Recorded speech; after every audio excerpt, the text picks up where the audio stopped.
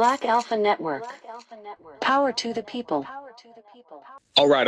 I want to talk about reparations over immigration. It's really reparations over everything, but I want to talk about specifically reparations over immigration, because what we've been seeing is a pattern from all political parties and these advocacy groups and everybody, and they're trying to undermine our reparations with immigration.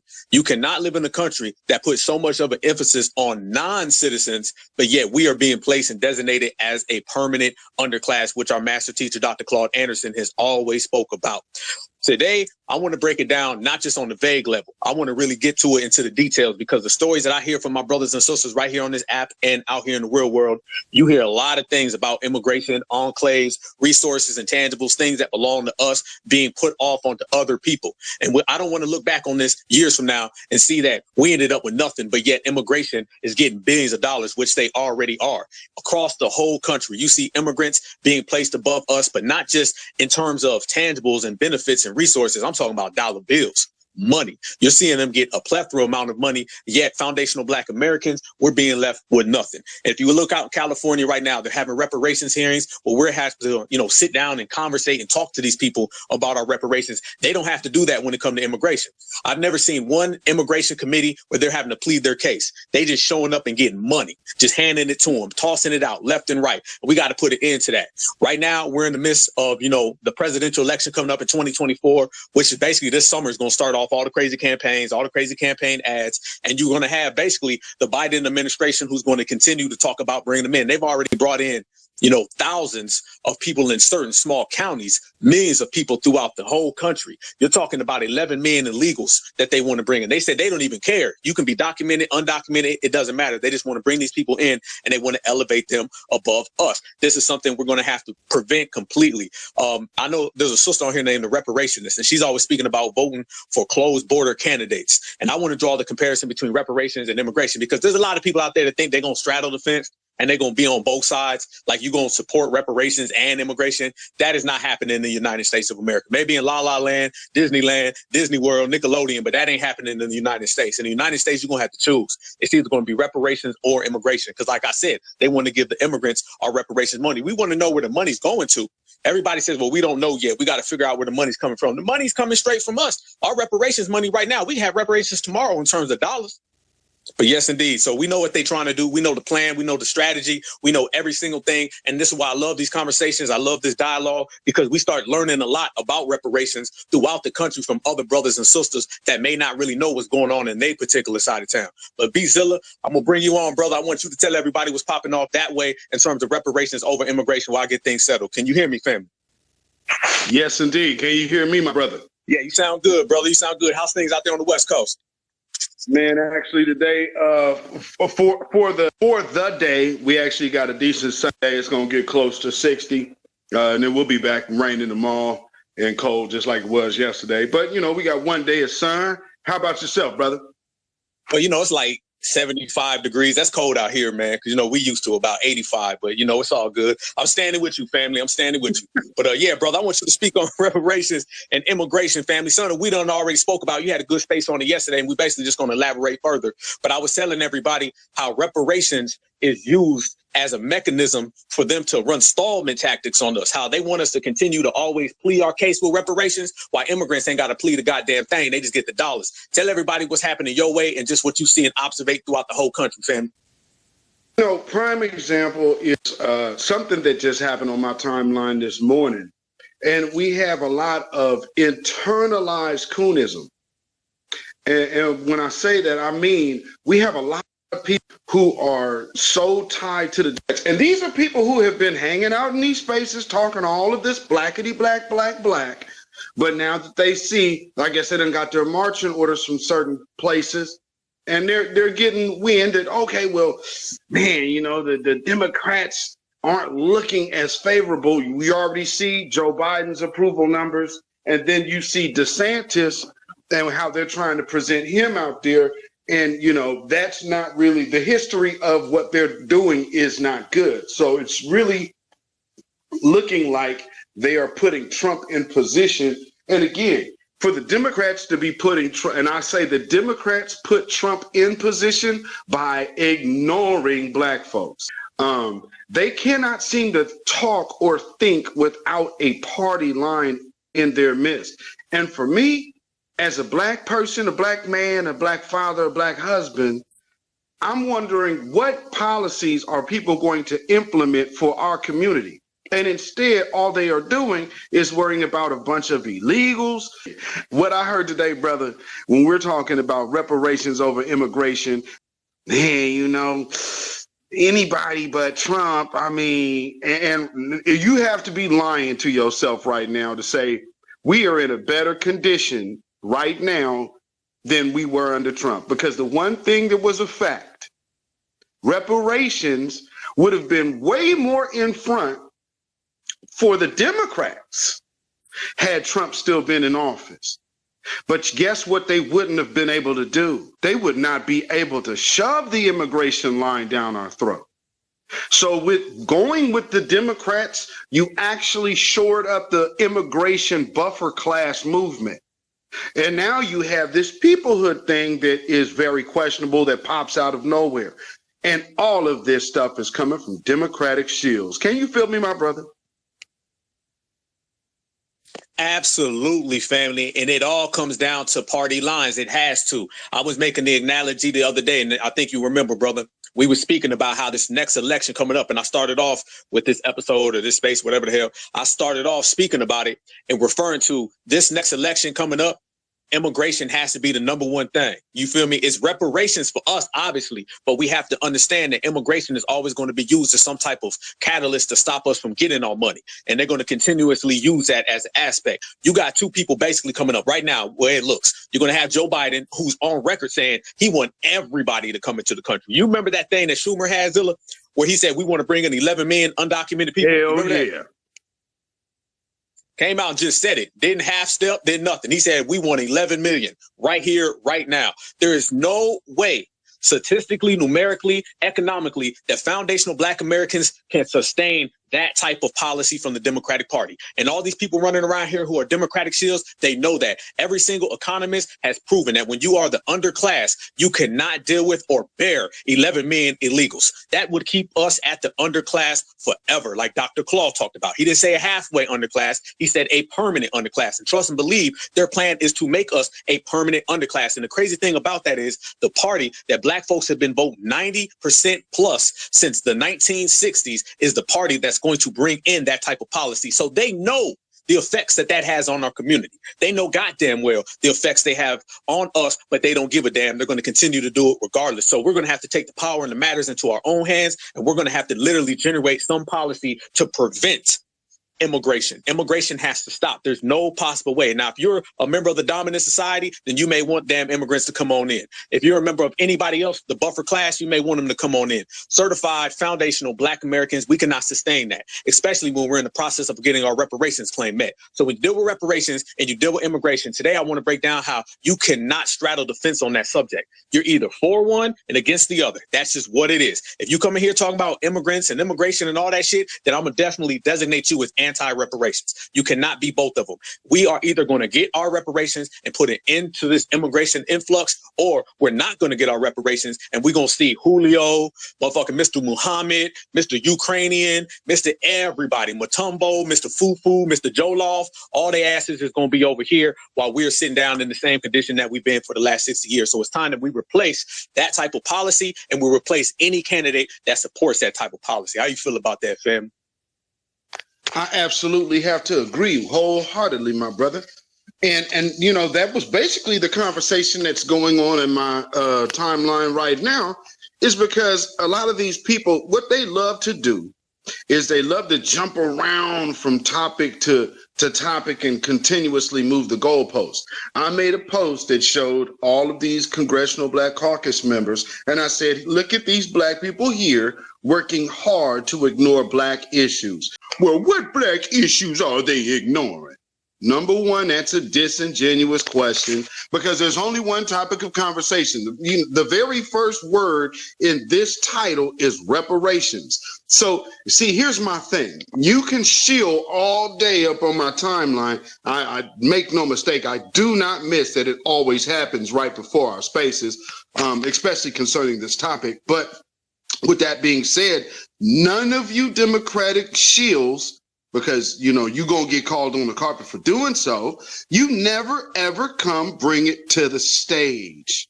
Because if your candidates that you are vying for, and then you're gonna use a fear tactic to say that our agenda is ensuring Jim Crow is gonna come back into play.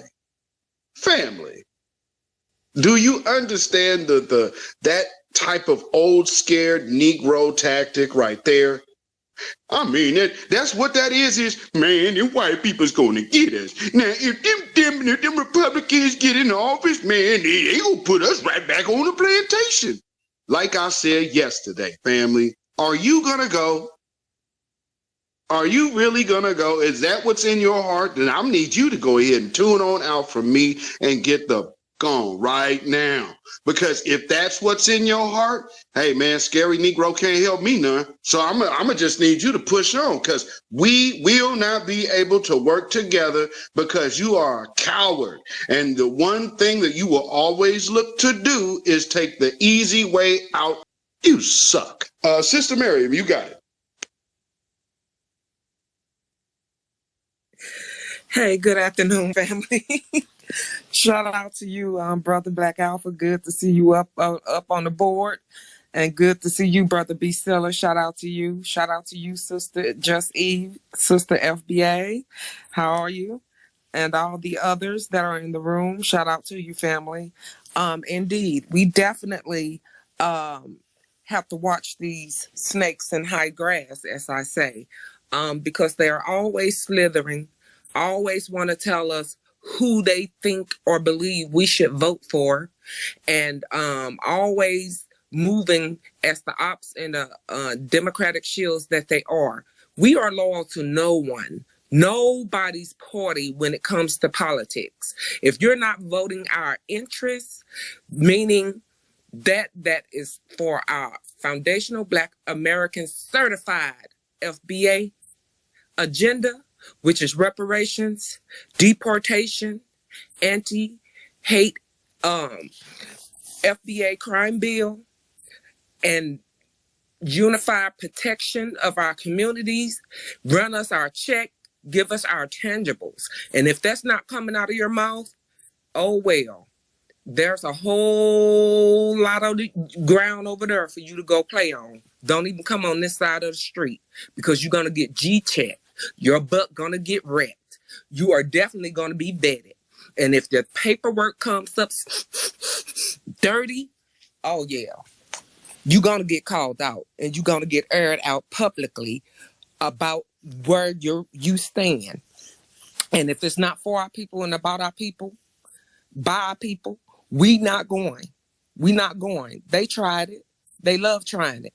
Just like Brother Marcel, when he went to the city council meeting, he let that chick have it, boy. That Marie Williams or whatever her name, he let her have it.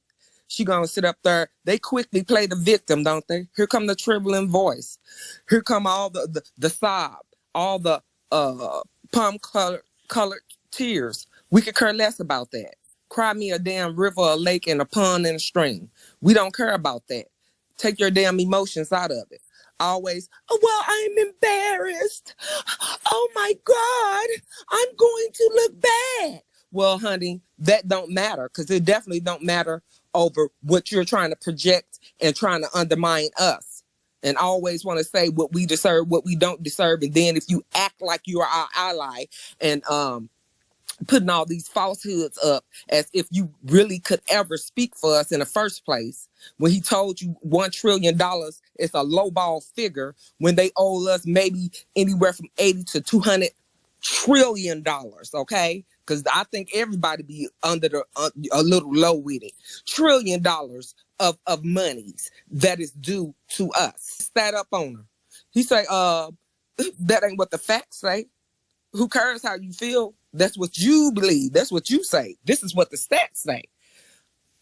Baby, gave her them rights. And that's how we all gonna stand. And we have to stand in the face of these oppressive,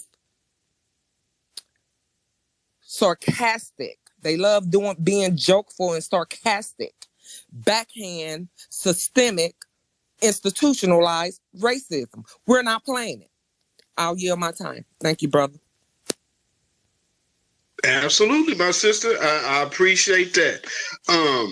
Brother Torian Rain Reloaded. What's going on, my brother? You got it. What's going on? Yeah, I know it's been a long time since I've come up into a space and actually, had something to say and, talk about when it comes to this topic. I don't know if y'all recently heard, but they said that in the state of California, this is for the whole state of California, that it's going to cost them $800 billion in order to pay reparations to those who qualify. And when I saw that, it sounded like they were so concerned, almost as if they wanted to cry. I said, oh, well. I said, if y'all would have paid what you owe, like Riley said in the Boondocks years ago, then we wouldn't be in this position right now. I said, could you imagine all the interest that has compounded over time that they could have avoided if they would have just paid years and decades ago?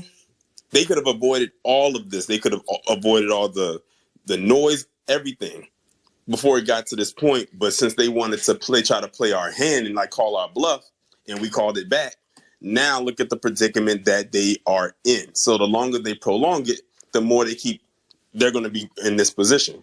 And also, I don't know if anybody on here watches the Black Massacre series that I'm doing on my channel.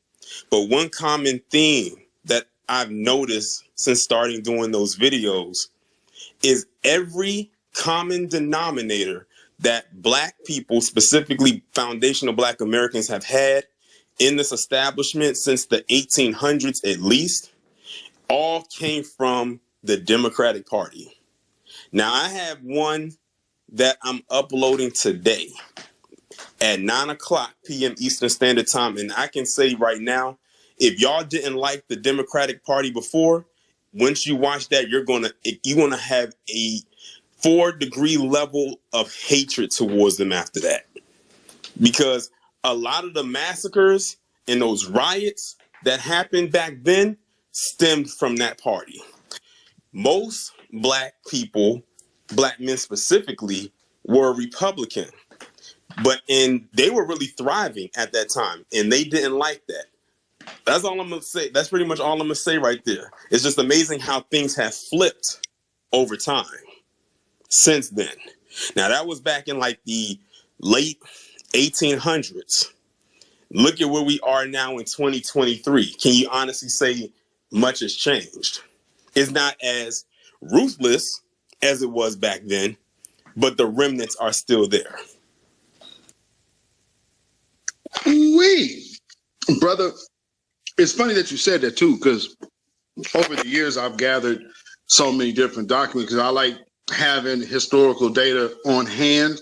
Now, matter of fact, now at this point, I gotta go sort through all of that and categorize it. But just with what you said, those I got a picture of the I believe it was Congress and how many Black Republican senators and congressmen were in Washington at that time, right after slavery, during Reconstruction.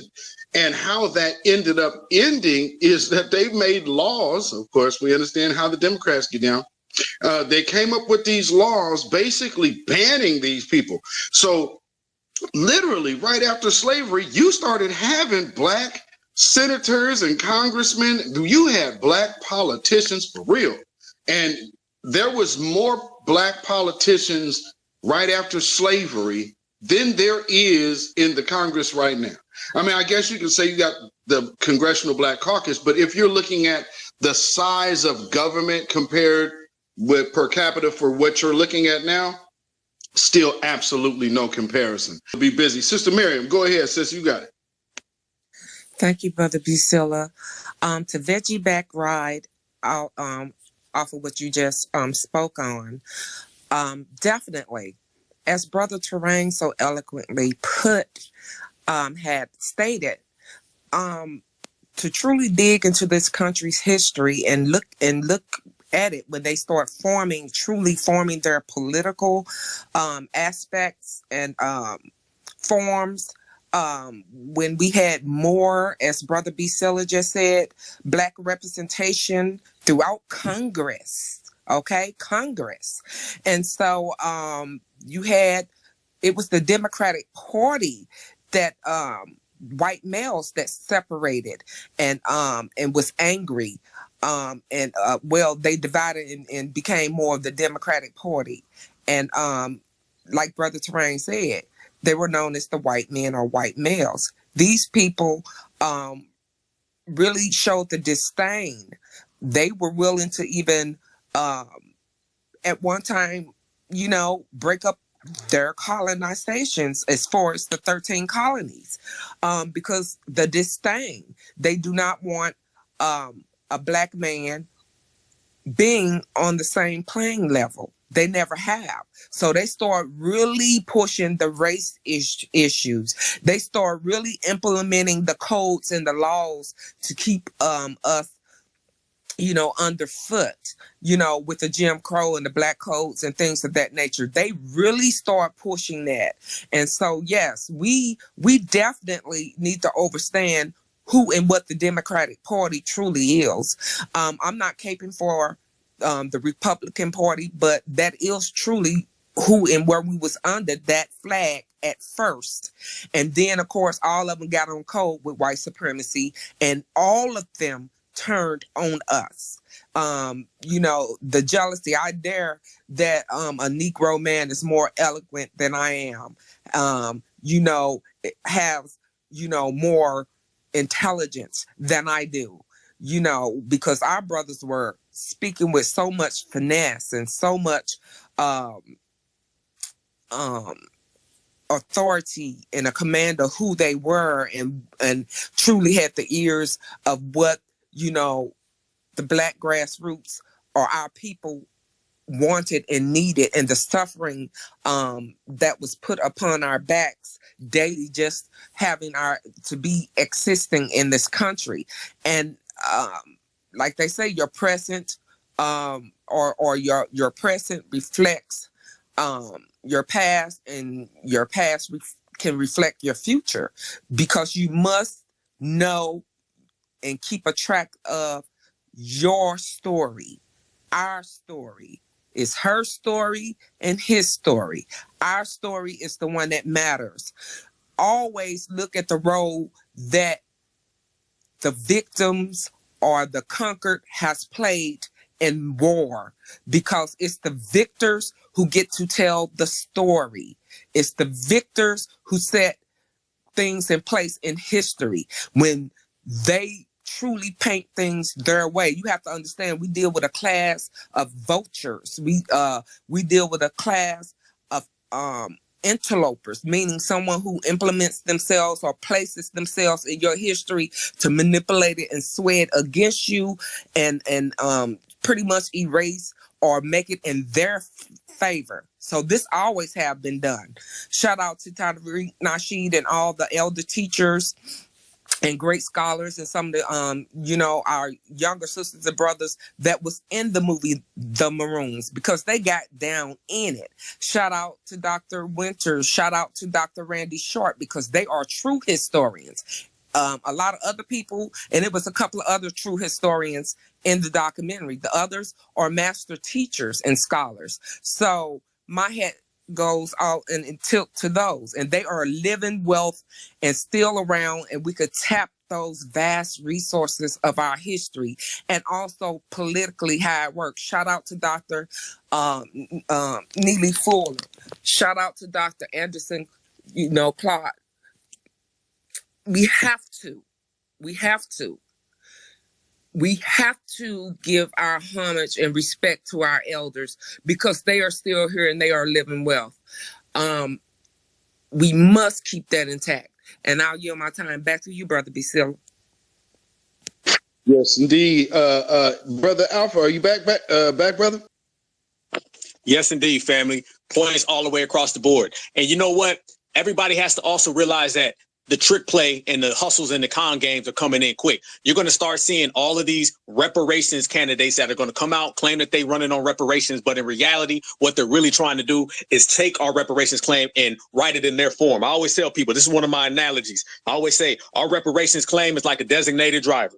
And be careful who you give your keys to, because now you're going to go to the destination in which they take you. That's why you're seeing them. Hell, in these Twitter spaces, we done seen some folks pop up and they've been talking about running on reparations. And then what happens when you see it? All of a sudden, it goes in a whole different direction. That La La Land ditzy ass lady out there, the whatever Williams chick, I don't even know her fucking name.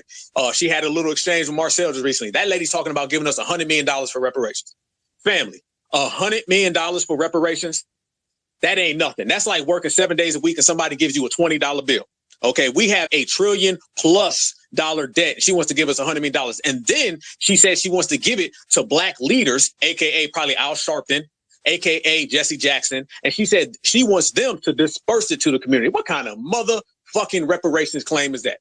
That ain't nothing. That ain't shit. That is not what we coming out here speaking on. And she knows, because you have brothers and sisters right here in these spaces who can put that out more clear for her. All that is reparations interference. And you got to understand, half these people who say they're running on reparations, they're really running interference on reparations. You're going to see that time and time again. There was another W lady about a year ago, and she was hopping in these Twitter spaces up in like New Hampshire or somewhere. I don't even know where the hell she was from. And she was talking about running on reparations. And then when you looked at it, that shit was for the tether community. That shit was for the FLIR community. So you're going to start seeing all of these people come in and try to divert us off of reparations because they cannot stop us. They've ran every single game they can. They thought we was going to get tired because they're used to dealing with the older generation that would get real sleepy and just be like, yo, I'm tired of fighting. Fuck that. I'm done. Y'all know what happens whenever a race soldier harms somebody. People go out in the streets, they march for about 3 weeks, and then they go home. They go out there, they start goddamn dancing and twerking, then they go home. We haven't done that. We've actually gotten stronger with our reparations claim. We've got more articulate and we've got more precise with it.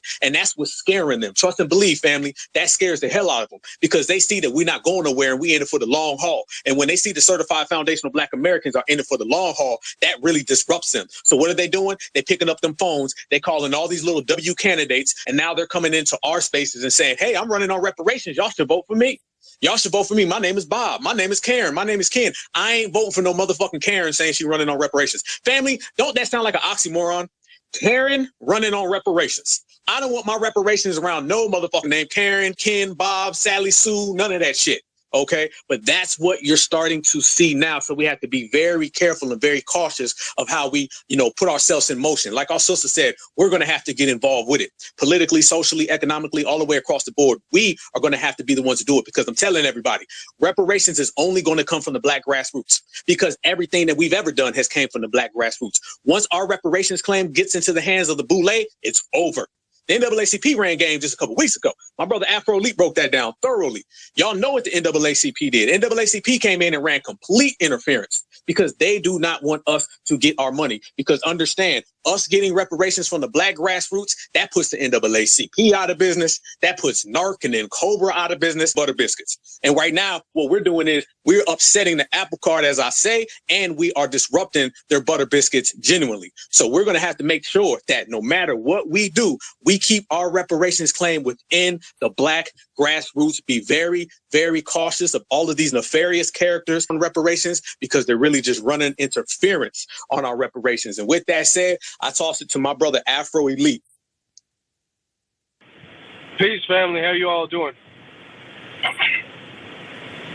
I want to give a shout out to everybody in the room. I'm driving right now, so I can't scroll through and give individual shout outs, but to the brothers and sisters in the room, be one to every single last one of you all.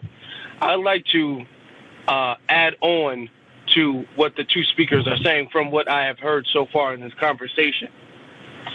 We are dealing with an immigration problem, and I think it's important for us to understand why immigration affects us so severely, so much more severely than any other ethnic group, and that is because of our socio-economic position. The fact that we've been socially and economically deprived, especially in comparison to other ethnic groups and especially in comparison to the dominant society. So politicians, and this has been a talk that's come up within the last year or so, where politicians will come up and they'll say, I'm not necessarily going to give you guys tangibles. And when we say tangibles, that literally means some form of currency. That literally means something that we can develop wealth with, that we can transfer into wealth. So there are politicians who understand that we have, as the black society, really, especially the grassroots, have made a stark stance against immigration. So what I'm seeing some politicians do, and I've heard some people do, not necessarily the people on this stage, but I've heard some other people say is, well, immigration banning is a tangible. So when we say no tangibles, no vote, well, if they're going to close borders, if they're for closed borders, that is a tangible. And I just want to come up here and let people know that the reason why we are in this situation and why we're having this fight is because we don't have any tangibles. It's because we don't have any power, wealth, and influence in the community. So we absolutely do need tangibles. So any politician that comes up, despite anything else that they claim that they are going to do that might benefit the black community by proxy, if they are not directly giving tangibles, I'm not going to give them my support. I'm just going to in the first place.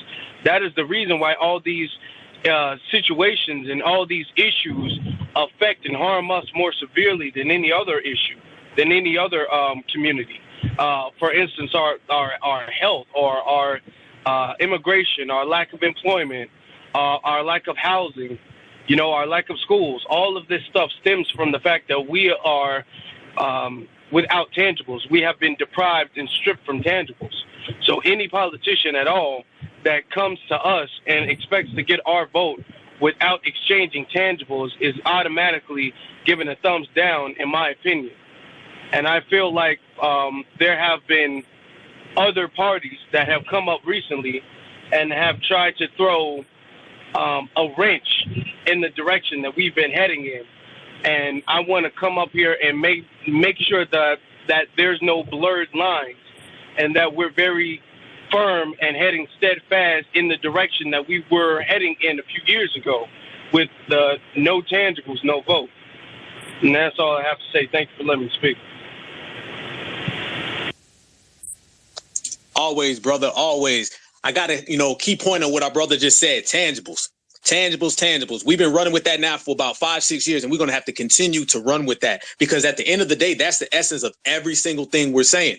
It's got to be tangibles, not tangibles in terms of DoorDash or Uber or catfish nuggets or collard greens or hot sauce. No, genuine political tangibles, the same tangibles that everybody gets. It's all about us right now. We got to bring that to the table. Our brother made a good point as well, where we have to actually put that all on the line whenever we deal with these politicians, to the point where they know before they even sit down at the table talking to us, they're going to have to give it up. And I'm talking about give it up. You're going to have to give it all up. I want every dollar, penny, nickel, quarter. I want it all, every last one, because that is what belongs to us and we deserve it. And like they say, y'all have a debt, so y'all going to have to cut the check. Bottom line, point blank, period. Before we get to Pablo, Marion, you want to elaborate on that, sister? Sure, brother. Indeed. We definitely, no tangibles, no vote. We definitely going to pull and push that. And matter of fact, I'm going to make sure that they feel it and hear it loud and clear at my city hall meeting that we're holding on the 13th. We had one on the 6th, but they canceled it because, like I said, the mayoral races is happening on the 4th of April. So, yeah, they going to understand. Number one, why are these people in my community? Deportation. Get them out. Get them out. White, black, whatever. Some of these Hispanics out. They weren't here at first. Why the hell are they here now? And holding our mayor foot to the fire. Where do you stand on reparations? Period.com. Where do you land on reparations? And which way is our community, is our city headed? Number two, safety. I need these people instantly out of my community, like I just stated. Number three, environmental safety. What's up with this lawsuit? Is it just benefiting the city, or is it going to benefit our citizens? Number 3, what's up with the school board? We don't want no bull crap coming in here talking about critical race theory, because our history isn't a damn theory. And matter of fact, it don't even apply to us, because that is a theory that is taught in law school. As you know, legal terminology is dealing with that. We aren't dealing with woke code words here, and you in blackface. I'm gonna check your collar and make sure that I see the instructions on side and do the sniff test on you. You smell like a shield, we gonna know, and you gonna be out. So we definitely have to support those who have our same vision, which is tangibles, which is at our forefront reparations, which is deportation, which is passing an anti-FBA hate crime bill. We have to. These are things that matter to us for our very existence, so they are going to have to put it forth. We're going to shake the apple cart for sure. We already shaking it. We're gonna make the motherfucker lose some wheels. I'll give it back to you, brother Black Alpha. That's the energy right there, family. You already know. Every problem we got to start solving with aggression, not with emotion. Every last one of them. If we see something out of line, out of pocket, or off code, we got to go like right at it and get rid of it and handle it real fashionably. The thing I also want to point out to our brothers and sisters is, notice how they put these tethers in all of our spaces. This is how we were saying the erasure is real. And it's crazy that we have a reparations claim at the same time this erasure is kicking in. There's a lot of factors going on right now in American society, and it all revolves around us. Trust and believe. When you are the only lineage, heritage, and culture that has ever stood up and fought back and represented what's yours, then a lot of people gonna have a lot of smoke for you, but that's cool because we here for it. Bring it. That's how we got to operate, and that's how we've been functioning. You notice that when you talk about the movies, what do? They put in all these tethers in, our roles, right? All the black actors and actresses are all tethers. You see it in politics. Barack Obama. What was he? A damn tether, non-FBA. Kamala Harris, she's a non-FBA. The White House secretary lady, the little Haitian girl. What is she? Another non-FBA. That guy out there in New York, the Jeffries dude or whatever, Barack Obama 2.0, him, he's another non-FBA. You got Burna Boy and the Afro Beats. Y'all seen what they did with the NBA All-Star Weekend where they try to put that Afro Beat stuff on and the ratings was in the trash. Let me tell you this, and this is for anybody listening. Foundational Black Americans, we ain't got to sit back and watch no goddamn Afro Beats. All Afro Beats is a Dollar General version of rhythm and blues, all right? And we don't need no damn Dollar General, okay? You talking about the lineage with the best singers, dancers of all time. We're not really moving off Afro beats, and apparently by the ratings nobody else is as well. But you see they try to infiltrate us with tethers in music. That's tethers in movies. That's tethers in politics. You look at sports, half those guys are tethers talking. You see it all the way across the board, and it's a real sneaky, undermining, undercut type of tactic that they want to implicate on foundational Black Americans, but we've spotted it. See, a couple years ago they wouldn't have noticed it. Matter of fact, a couple years ago Black folks would have welcomed them in. But this is all the key. So if somebody's coming in our movies and they acting like us, somebody's trying to come in our music acting like us, and politics and acting like us, you don't think they're going to try to come in on our reparations and act like us? Hell to the yeah, they're going to try. These motherfuckers are trying to get it from us without the money. So what happens when you add reparations in the form of $1 trillion check? Then you're going to see it. And that's what you've been watching. Everything has something to do with our reparations claim. They want to put everybody in it so they can get $1. That's why they was kicking flat blackness. Flat blackness, they was kicking that left and right. And I really side-eye anybody who represents a flat blackness term, a flat blackness ideology, because I view that as somebody trying to get in on our reparations. And I call them reparations ops. And there's a hell of a lot of reparations ops running around here. And the main one saying, we all black brother, we all black sister, come on home. That is all about reparations. That's all about reparations, because these motherfuckers weren't talking about come home, brother, until we start saying cut the check. As soon as we start saying cut the check, then it's come home, brother. It's like a lottery ticket. You know what I mean? Our reparations claim is a lottery ticket. Anybody in this space right now, go ahead and hit the Mega Millions tomorrow, and you're going to have third, fifth, fourth cousins on your mama's auntie side calling. And that's what's been happening. We've been having third, fourth, fifth cousins on our mama's auntie side, and now they all talking about come home. And they was never interested in us coming home. It used to be a card, and now it's come home, brother. and they went in on our reparations. And those are just the tethers who look like us, because then you're going to have a whole multitude of different tethers that don't look like us, and they try to get in on our reparations. What about reparations for the natives? What about reparations for the rainbow community? What about reparations for the Ukrainians? First off, half these people have already got reparations in the form of allowances, in the form of subsidized communities, enclaves. They've already received it anyway, but they went in on our money, our cash payments, and we're watching it happen all in real time. And the only way you handle that erasure, and the only way you prevent that, is being certified foundational Black American and not letting a goddamn soul inside the house. That's cool, because we've been doing this by ourselves any goddamn way. We don't need no recruits. So what we have to watch, family, we got to watch for the tethers that come in and try to latch themselves onto our reparations claims. We got to watch out for these W politicians who say they're running on reparations. And we have to watch out for anybody who takes this weird, strange interest in our money. All right, we got to be careful. Nobody cared about our money when we was permanent underclass, right? Nobody was coming to help us then. You know what I mean? If you didn't come to help us when we were at the bottom economically, don't come when you see that reparations check jingling. Don't come around here. So all these people coming around saying, hey, what's up with the money? Oh, I want y'all to get money. Money be good for y'all. Y'all deserve it. I don't trust them. Matter of fact, I want everybody to have the mentality of this, and this is the mentality I have, is that 99.9% of people who are not foundational Black American who take interest in our reparations, they want our reparations to either steal them or stop them. That is it. The way I view it, everybody in the immigration field is anti-foundational Black American. Everybody who's not us who talks about reparations is anti-foundational Black American. And if you have that type of thought process, then that's the best way to go. I'd rather be somebody with the door closed than be with the door open, because we've seen what the door open has got us, and it ain't got us nothing. And now we've actually seen what having that door closed has got us. And that has gotten us right now, delineate, separate until we get the reparations. I see B Zilla's on here, but before I go back to you, Zilla, I see Pablo's got his hand up. Thanks, Alpha. You're hard to follow, brother. I don't know if I can follow you. You're way too sharp and fast for me.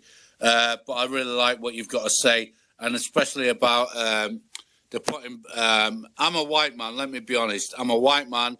I'm English. I've spent a lot of time in West Africa. They ain't gonna pay reparations. They're gaslighting you. Just like they've been gaslighting everybody else for any number of issues. They've been... What you mean we not going to get reparations? All right? You was doing good for a minute, but there your ass go. There you go. I'm going to hit the mic to Brother Black Alpha, but we gonna talk to you some more, Pablo. Trust and believe, boy. And I'm going to talk to my, hey, let me talk to my brother Afro Elite. Go ahead. Hey, real quick, can y'all hear me? Can you hear me? Okay, good. The one thing that we don't get into the talk of, because that's not really our position of what somebody's going to give us. This is a demand, so it will be done. Just like as much as this country is sure and built on slaves, is just as sure as we will give reparations. So we don't take the position of what we don't even take the position of it being an option. So you should also accept that part. We as far as separation and people using people against us, we don't really buy into that at all either. Mainly because everybody has been against us solely. So we have no friends in this fight. We do understand that's not that we have necessarily enemies. We just understand allies are a two-way street, and nobody has been allies to foundational Black Americans. It sounds nice in theory. However, it's just never manifested itself in reality, and reparations has already been manifest as a reality in this country. So to take the position now that the people who built this country wouldn't get something that someone else has already gotten from this country makes no sense to come up here and be so disrespectful to say. So first, if you want to continue to talk, you have to first learn where you're at. And this is a Black space. Show the reverence, the real reverence to that, not the lip service reverence like you just did. So number one, you can apologize to this whole room for telling them that they are not going to get reparations. Can you do that, Pablo? I can only be honest with you. I believe... No. I said you need to apologize for saying it. Did you hear what I said? Got any intention of giving you... I didn't ask you what you think. I said you don't have any right or place to come here and say that to these people. I don't have the right to be honest with you? No, you don't have. What did you hear? Are your ears working, brother? My ears are working. Is your mind working? Okay, well, then listen to me very clearly. Fooled, bro. No, listen to me very clearly, Pablo. Because I know you're a co-host, but I'm. Brother B. Silla, you may speak, because what you're not going to do is come in here and be disrespectful. Shut your damn mouth when a certified foundational Black American is speaking, especially the culture of whose space in which you are in. He asks you a straight question. Either you answer it or bow out. Because what you're not going to do is disrespect my family and my presence with your chink ass. And he, you know what he did, and I wanted to. That's why I wanted to see if he was really legit. And here, what you can understand, Pablo. I live in Portland, Oregon. I see y'all every day, so I know the disingenuous nature of your behavior. That's exactly why I asked you the question I asked you. And look at what you couldn't do. You couldn't show this group respect. And so what you did is came over here talking about a bunch of bullshit you did in Africa that no one gives a damn about here because we're not Africans. So that's cool that you did that and they treated you well, fine and dandy. That was trying to say, hey, see, I'm kind of cool with other Black people. So, I mean, why don't you just let me go ahead and say what I'm going to say? It's impossible for them to engage in an honest conversation. You don't have any right to be speaking out of turn here.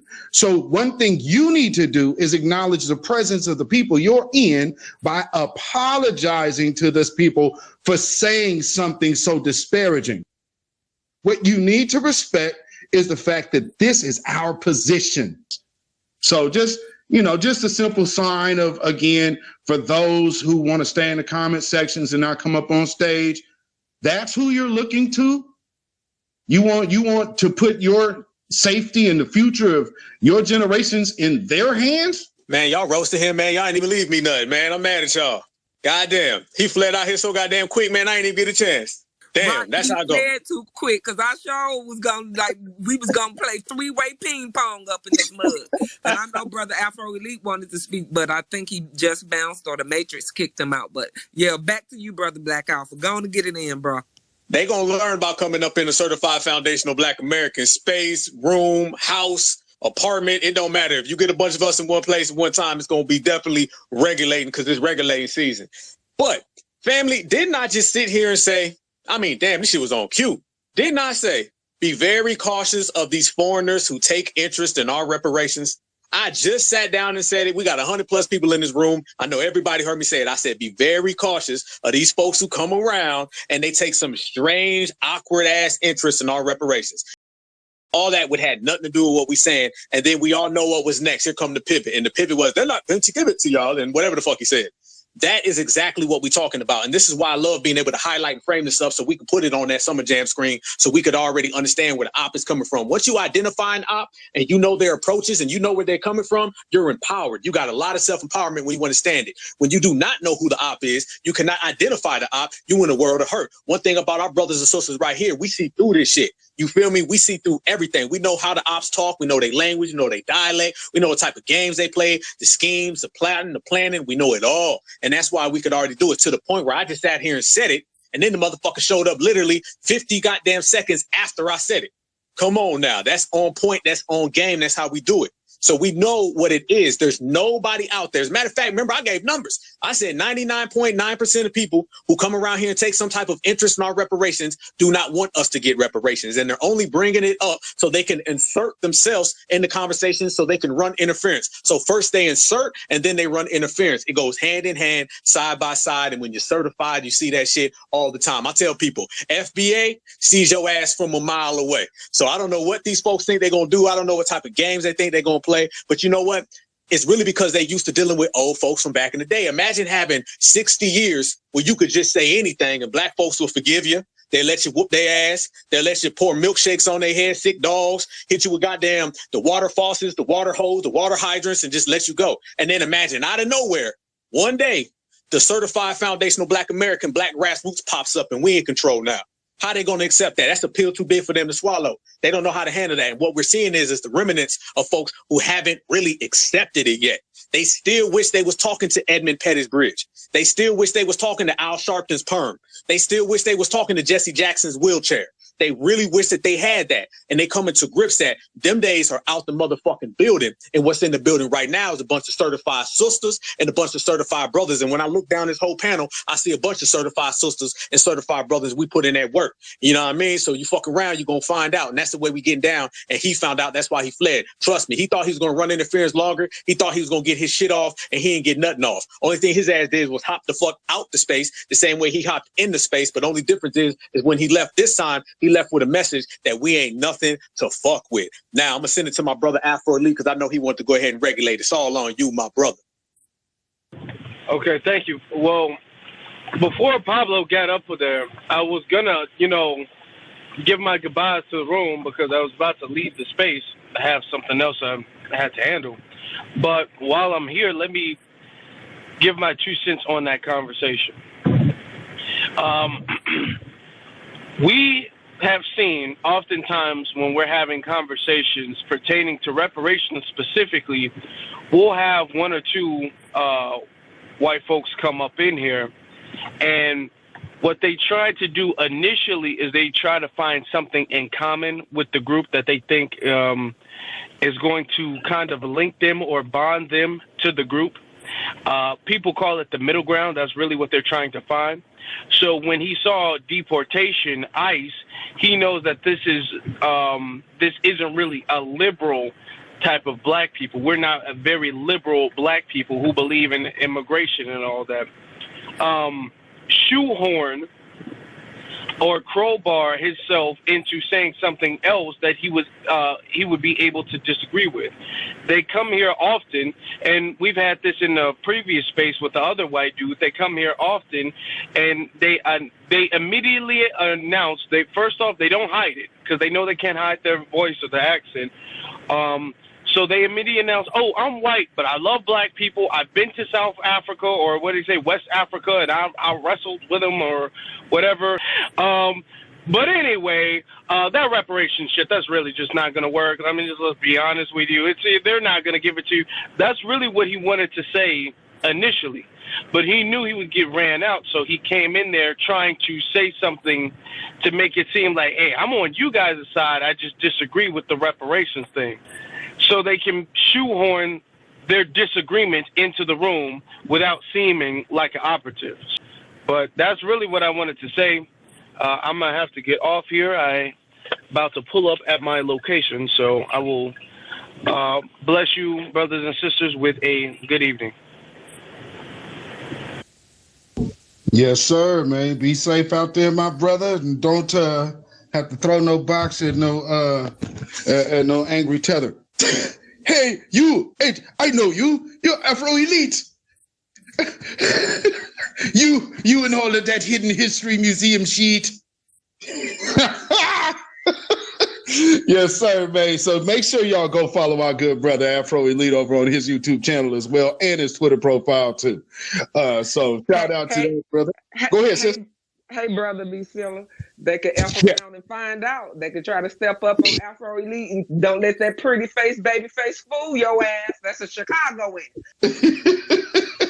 Yes, indeed. Sister LaNegris in the house. What's going on, my I-5 sister? Greetings and blessings. I had to go take a walk because I'm dealing with those Pablos and so-and-sos. If you hear background noise, I'm just standing outside enjoying a nice sunny day, and it is 53 degrees. Woohoo! For those of you guys in warmer climates, 53 degrees in March up here in Washington State is, shirt sleeve weather. So all I got to say is this. I'm glad that you exposed that pivot, okay? We've got to master the art of the pivot. We've got to study how these folks come in here with that game, and we've got to learn how to pivot on top of them, okay? When Beatzilla that wasn't even blasting, okay? If you have worked or lived or gone to school in the Pacific Northwest, that's a normal conversation. Okay? You already know where they're coming from, what energy they're bringing. It's like, no. And how Afro Elite just broke it all the way down. That's what we deal with on a day-to-day basis. Okay? I'm a nice-sized woman myself. You brothers up there, sky high. I'm 5'9.5", almost, and when I put on heels, I'm about 5'11". So all I have to do is mean mug them once or twice. A lot of times, you're not even worthy of a conversation with me. Okay? So I already know just by looking at them. And I just give them a certain look like, you through? Well, you're going to shut up right now because you just wasted a whole lot of time and you're contributing to noise and air pollution. All right? And the purpose is to disrupt and to dissuade. That's the pivot. Okay? And when you already sense it and you do something about it, you know they're not going to come back with that. Because it's important to understand he's the test. He's testing the waters, testing the temperature, testing the atmosphere. Because if we didn't regulate that post haste, he gonna bring 3 or 4 others in here on the slide, and they try to slide in and take over, because that's what they're good for. Nothing but trouble. And it is a diabolical scheme. It is. They stand on nothing but lies. And once you expose the lies of these guys, there's no compromise. All right? And see, the slick stuff. I heard what he was trying to slick with, talking about, oh, Africa this, Africa that. I don't want to hear you saying Africans this and African that, when first of all, you don't know who you're talking to. Second of all, you don't know where you are. What I'm saying, you don't know where you are. You don't know where you are in your head. And with me, being a linguist, you're coming over here with a specific type of British accent of somebody who comes from sub-Saharan Africa. Yeah, that's right. His ass was South African. That's a South African accent. So what right have you to infiltrate our space with that kind of disgrace? You're nothing but a waste. And I'm glad, Beatzilla, you jumped all over that. You didn't leave me anything, but that's okay. I'll defer to the bigger people. And with that, I'll land. First, the Alpha or Miriam, do you want to chime in on that? I'll let you go, Miriam. I know you got something to cook. You better believe it. Thank you, brother. Indeed. Just like Brother Afro Elite just put, you definitely have to understand the pivot. And Sister Blueberry and our brother B. Silla just put, the pivot is real. But guess what? No one plays sports. I'm driving, family, so I may sound a little funny. But they have to understand we're the best athletes on the planet. No one can pivot, move, cut back, roundhouse. Whatever the hell the sport is, we always gonna have the fastest, the most smoothest, the most finesse on the field or on the court. Whatever. You know? I knew he was South African as well before he even said it out of his mouth. To be exact, he's a Irish South African. So yeah, and then he came in here with that bull stuff. That's why I checked his ass and put him in place. Right when Brother B. Silla went on and carried it on home. He, you know, they always send these Beckys and these Bradfords in here to try to, like Brother Afro Elise said, test the water. Like Sister Blueberry said, oh yeah, let's see how many of us could get in here because they didn't stop that one. Oh well, let's see what we can get away with. You can't get away with nothing that we don't allow. We already see it all. So come try again. Come a little harder. Tighten your game up because we ready for it. You're not dealing with the sleeper generation or the baby boomer generation. Not all baby boomers, because some are still, with us and still on point. But for the most part, you have to have a whole new game plan. Go back to the drawing board because we ready for you. We have certified FBA goggles on. We can see you a mile away. So don't even try to smooth your way on up in here. And then, as you said, up here stating things that not even about the subject. That's why immigration is so important, family. This is why we don't not only for deportation, but we are also pushing for them to tighten up the immigration that for the immigrants' asses who are already here, because they slick and slimy and slippery too. They think that they got a right to put their mouths on anything dealing with our concerns. When they have their little rallies, their little meetings and all that, for the most part, we don't have nothing to do. As long as they're not trying to pivot and be detrimental to us or try to make moves on our behalf. You have no right. That's what that diversity and that all-inclusion diversity and minority bullshit gets you. Motherfuckers think they got a right to be off the plane, boat, banana peel, or whatever 2 minutes earlier and think they got a right to put themselves in something that's been in existence for 400 plus, 500 plus years. This institution of racism that they have inflicted and put upon our people. Shout out to you, Brother Will, Jeff Will, I see you. Yeah, these people are scandalous. Know they owe the debt. Come correct. Say it with your chest. You owe the debt, so cut the damn check. We ain't playing with y'all. If you forget, it's time for us to stand forward, and we're gonna correct, recollect, G-check, all fledged. We have to do what we need to do. Because what you won't do is come in here playing games, disrespectful. Because you won't get your ass chewed up, spit out, bring it back, mortal comeback, and back again. We're not playing. We have to do what it do and protect. We have to protect. And I'll hit the ball back to you, Brother Black Alpha. All of the above, sister. All of the above. Hey, shout out. I got to send a shout out. My brother JoJo in the room. JoJo, I seen what you just posted about that guy doing all that rambling out there. I want to say it's in California, family. We're going to break them down as well, because you got a lot of folks out here who running reparations interference, and they claim Moorish and all that kind of shit, and they got them crazy ass fizz hats on, but we're going to get to that here in a second as well. So as we proceed and we move through all this whole cycle, we move through this whole process, family, we all got to know. Okay, what we all got to know is that opposition comes in a lot of different forms. You're going to have the people of color opposition. You're going to have some people who are of our lineage, and they're going to run opposition. You're going to have these motherfuckers on the corner dressed like the Lord of the Rings and shit. They're going to be out there on opposition. Everybody is going to try to have it. This is what happens when we're on code. So if anybody wants to know how powerful we are, if anybody wants to know how everybody watches us, and I always say it's all eyes on FBA.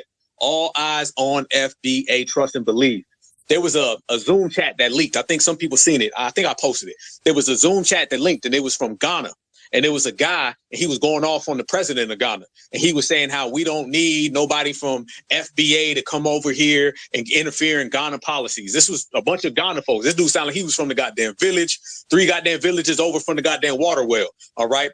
But notice he said FBA. Okay. Matter of fact, it's on my show tonight. Y'all tap into the Black Alpha Network, 8 o'clock, AlphaCast, we cooking. But I put it up and I broke it down. And the guy's in there and he's getting mad about some shit going on in Ghana, but he said FBA by name. He didn't say Freeman. He didn't say nothing else. He said FBA.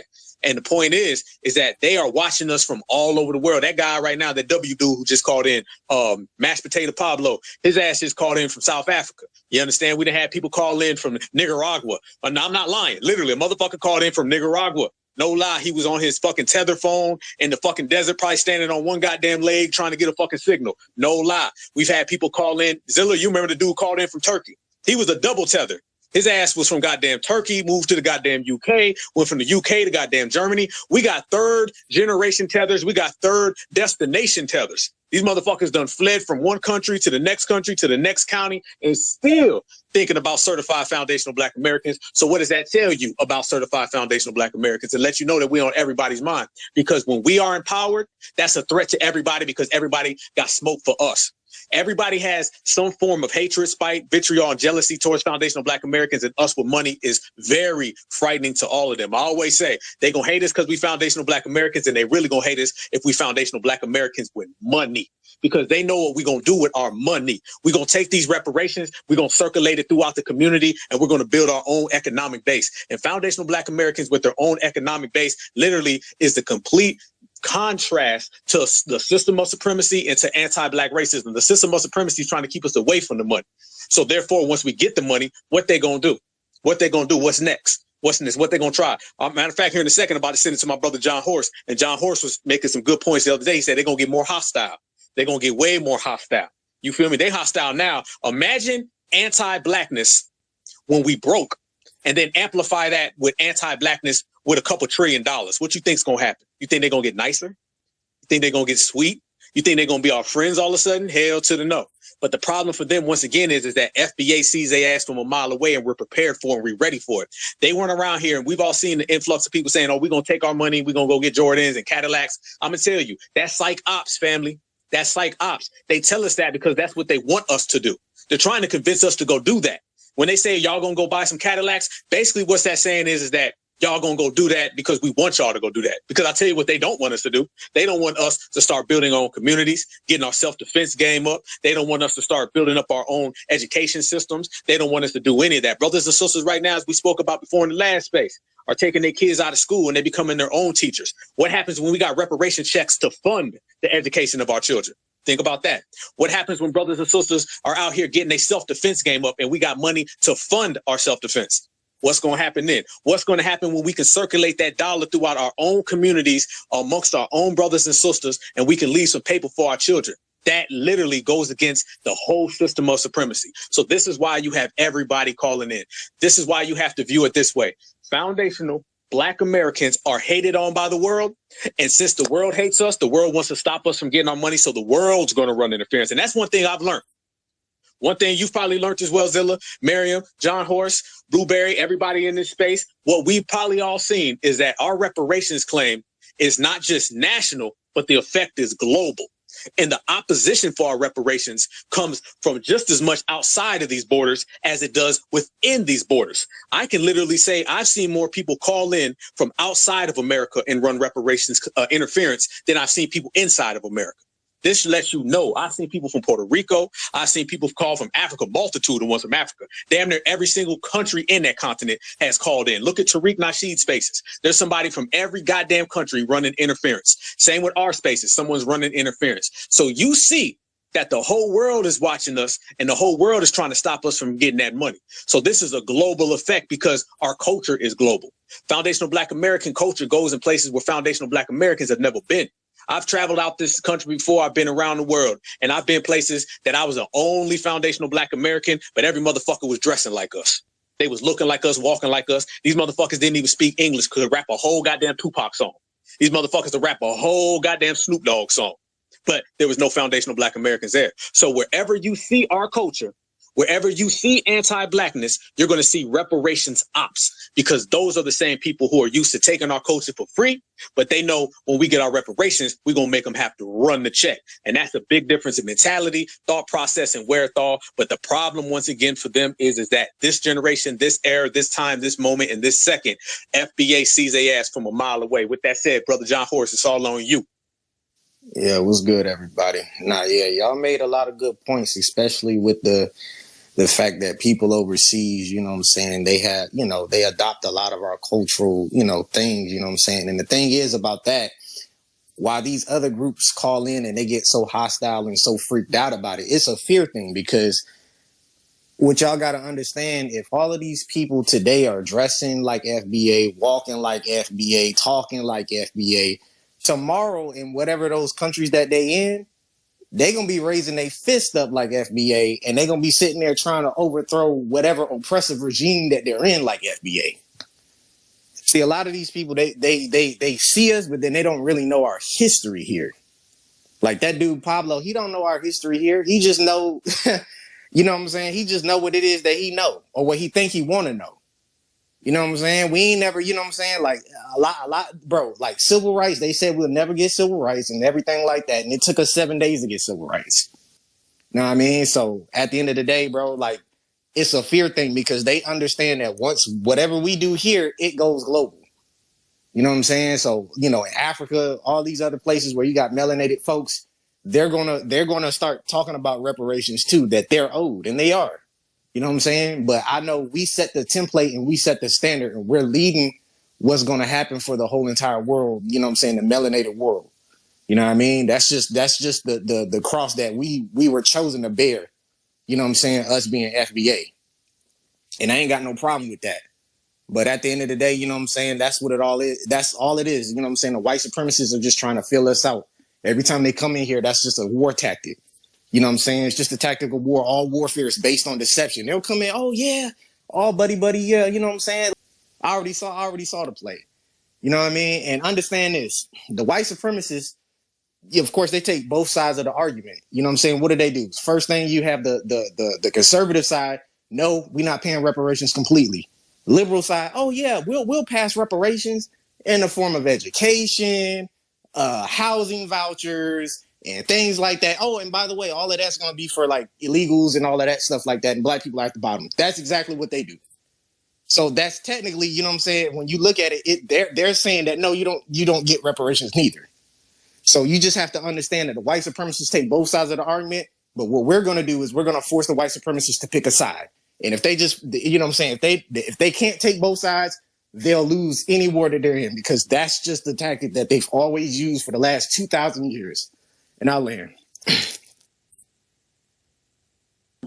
I can agree with majority of that, my brother John. But one thing I do want y'all to understand: the only people who are not as well versed in our history is us.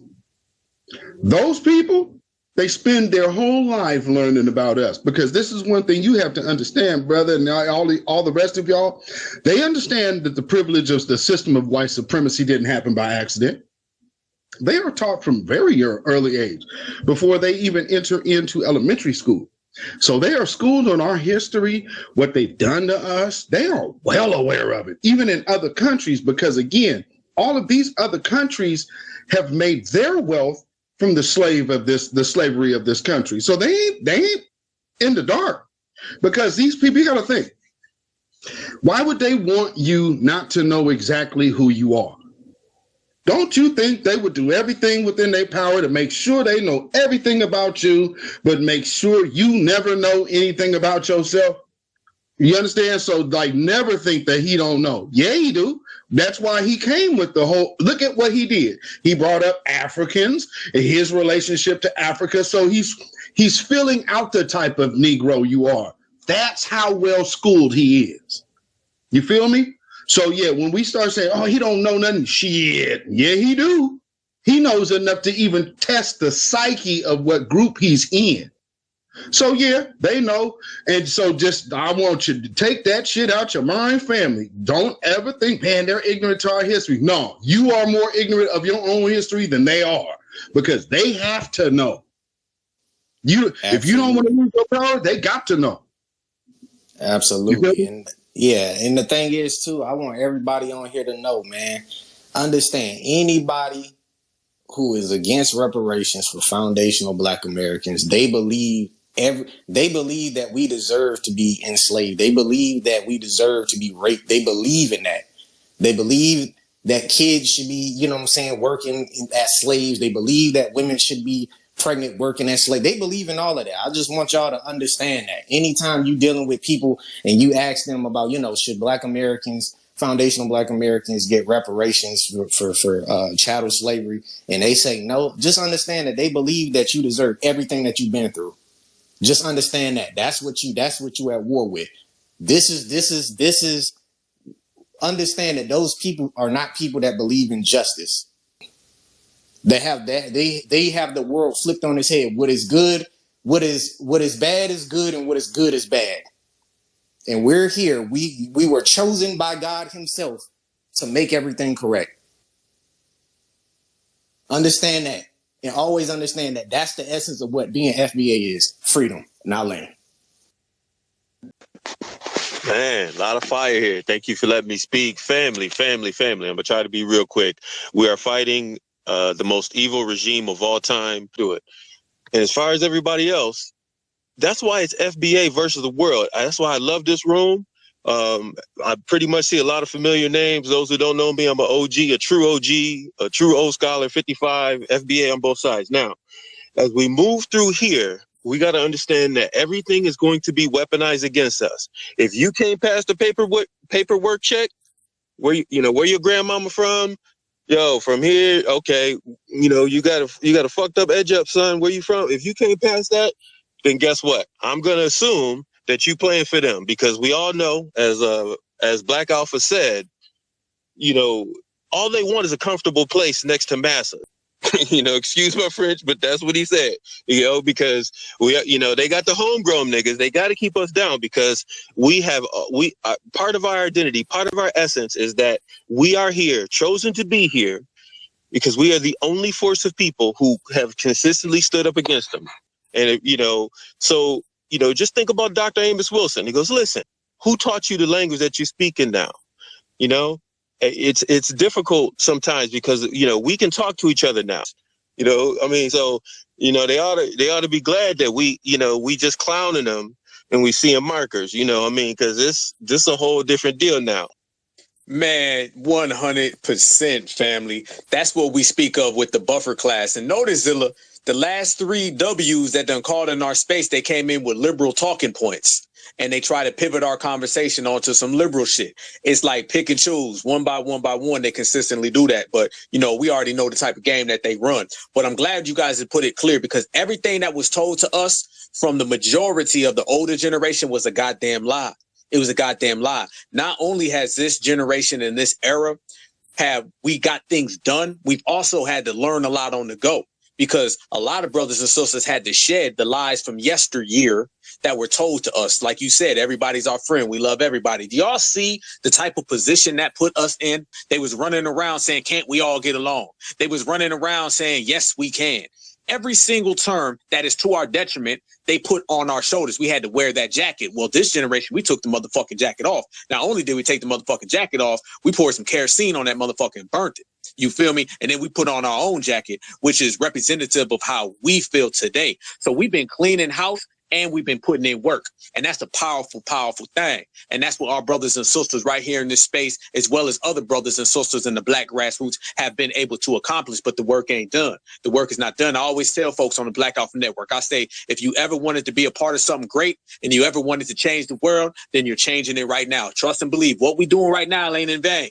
What we doing right now ain't just for fun. This ain't going to be some little regular shit. We're not going to look back on this era and be like, oh, it was cute. They did a few things. It was nice, yeah, but they ain't getting nothing done. No, we've already accomplished more in the last 5 years than they done in the last 50. And I stand on that. I mean that shit when I say it. We've done more in the last 5 years than they've done in the last 50. How do you know? To give you some facts and some evidence is the very fact that the terminologies that they put on us for the last 60 years, we don't even use them anymore. The same people who come around and try to latch on to us, we reject them. So the way that people had it for 60 years, they got to understand this is the new normal. And it was sponsored by the Black grassroots in this era and this generation. And it's a powerful, powerful thing. But like I said, the work hasn't stopped. So imagine what we've accomplished, family, in the last 5 years. Now give us the next 5 years and then give us another one. So let's just keep stacking these years on top of each other. And we're going to watch the world change right now, as we've already watched it. Anybody knows, go back to the Obama era. I just want you to just go back to the Yes We Can era. Go back to that era. Look at that shit and then look at now. Do not tell me things are the same. Do not tell me that we are not in control. The Boule was in full control. They was driving the bus going down Coon Boulevard on Sambo Avenue, and they had us going wherever the hell they wanted to take us. And we changed that shit. We changed that all the way around. We done threw their ass off the goddamn bus. Now we got it, pedal to the floor, full throttle, and we're taking it where we want to go, which is to reparations. Reparations is a term. That ain't no new term. Reparations ain't no new term. Khalid Muhammad talked about reparations. Martin Luther King talked about reparations. Tupac Shakur talked about reparations. Reparations has been around. It has never had any value because the older generation did not value it. They were too busy out here fighting for every other community. We came in, we took reparations, polished that motherfucker up like you do your new car. You feel me? We put some goddamn candy paint on that shit. For all my people in Texas, we put some candy paint on that motherfucker. Put some 24s on that bitch. And now we riding it to the right direction in which it deserves to go. So we got to thank ourselves for that one. We got to talk about tangibles. They never said tangibles before. The term Black agenda They never even said. I know Roland Martin was around here beeping all over the fucking place talking about black agenda. He ain't come up with that. Roland Martin was on national TV for years. So was Marcus Lemoyne Hill, Michael Erica Dyson, all of these fuckers. They was on TV for years and they never mentioned black agenda until the black grassroots said it. Our brother Jason Black says black first. Now Roland Martin saying black first. Come on, what does that tell you? They're following our lead right now, and they ain't got no goddamn choice. And we're going to continue to keep putting in that work, and we're going to continue to let them know what time it is. And the most beautiful thing about this era today, and I promise you, and I put this on everything I love, family, the most beautiful thing about this era is that the black grassroots, we are more united than ever. We stand together, we rise together, we stronger than ever. I always say it on the Black Alpha Network. I say, we building, we working, we shining, we grinding. All of us, collective is one, and that scares them.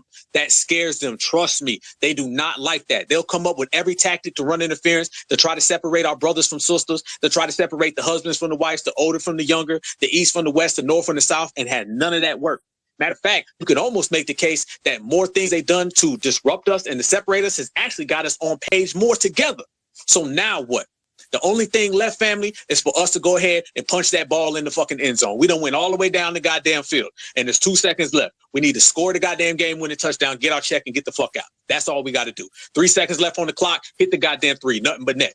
And we've already been hitting threes, so let's hit the last one. Finish strong. And that's what it is. We're going to finish strong. Our brother Nipsey Hussle said, it ain't a sprint, it's a marathon. Black Alpha, I say, well, we're going to sprint through the goddamn marathon. That's the way we're going to continue to do it. That's the way we have been doing it. And if you look around, it's all eyes on us, and we're putting on a motherfucking show. Heavy as the head to wear the crown. Sister Sean, you know, every time you win, I'm ready for your smoke, sister. So it's all on you. Okay, I hope you can hear me. I got these new earbuds. Can you hear me? You sound great, sister. Okay, I love what you said. You said shining and grinding. And I'm going to add to that, shining and grinding and on time. Okay? Yes, you guys are absolutely doing it. You are putting in the work. You're elevating the work. These have been some dinosaurs. I would sleep in giants. They asleep. I almost don't even want to call them giants now because they out here reversing the course, upsetting things and being reckless. But on the backdoor thing, you got some of us like me. No, the people like Dr. Claude Anderson, Dr. Clyde Winters, Dr. Randy Short, and myself, they go against people like us. They don't like that we're coming in and talking to you. That's some inside information because they hate it. Because and you've got the whole new black media that just brought out and been being educated and being learned, right?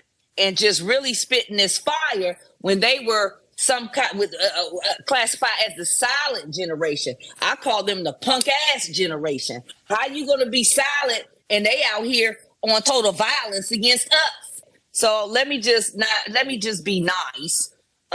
So let's get to the topics. This immigration. Here's what everybody needs to know. I know everybody has gotten into that they're trying to make these immigrants police. And I think it's in the state of California. Now that's just abominable, right? We got so much shit to fight, right? We don't need to be fighting each other. Let me tell you why. You got immigrants to bring it to a police reform without police reform. Think about it. We don't even have the George Floyd bill. So you got immigrants coming in with no reform.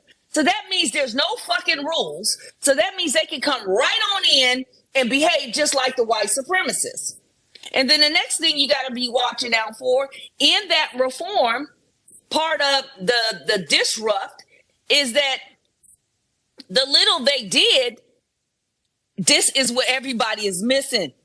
It only fucking applies to federal police. The damn federal police ain't fucking with us. It's the local police. No, that shit only applies. That is the trick bag. That only applies to policing at a federal level. No, the bill and the reform needs to apply to the local level. That means Mississippi, Chicago, DC, LA, San Francisco, Tennessee, Mississippi. That's where we're having our problems. That is the trick bag. So there's another piece of legislation. It's called URLIA.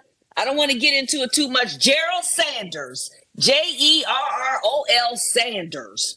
And Kamala got that shit on her desk. I work with Gerald Sanders personally to try to help her get Cory Booker has that shit.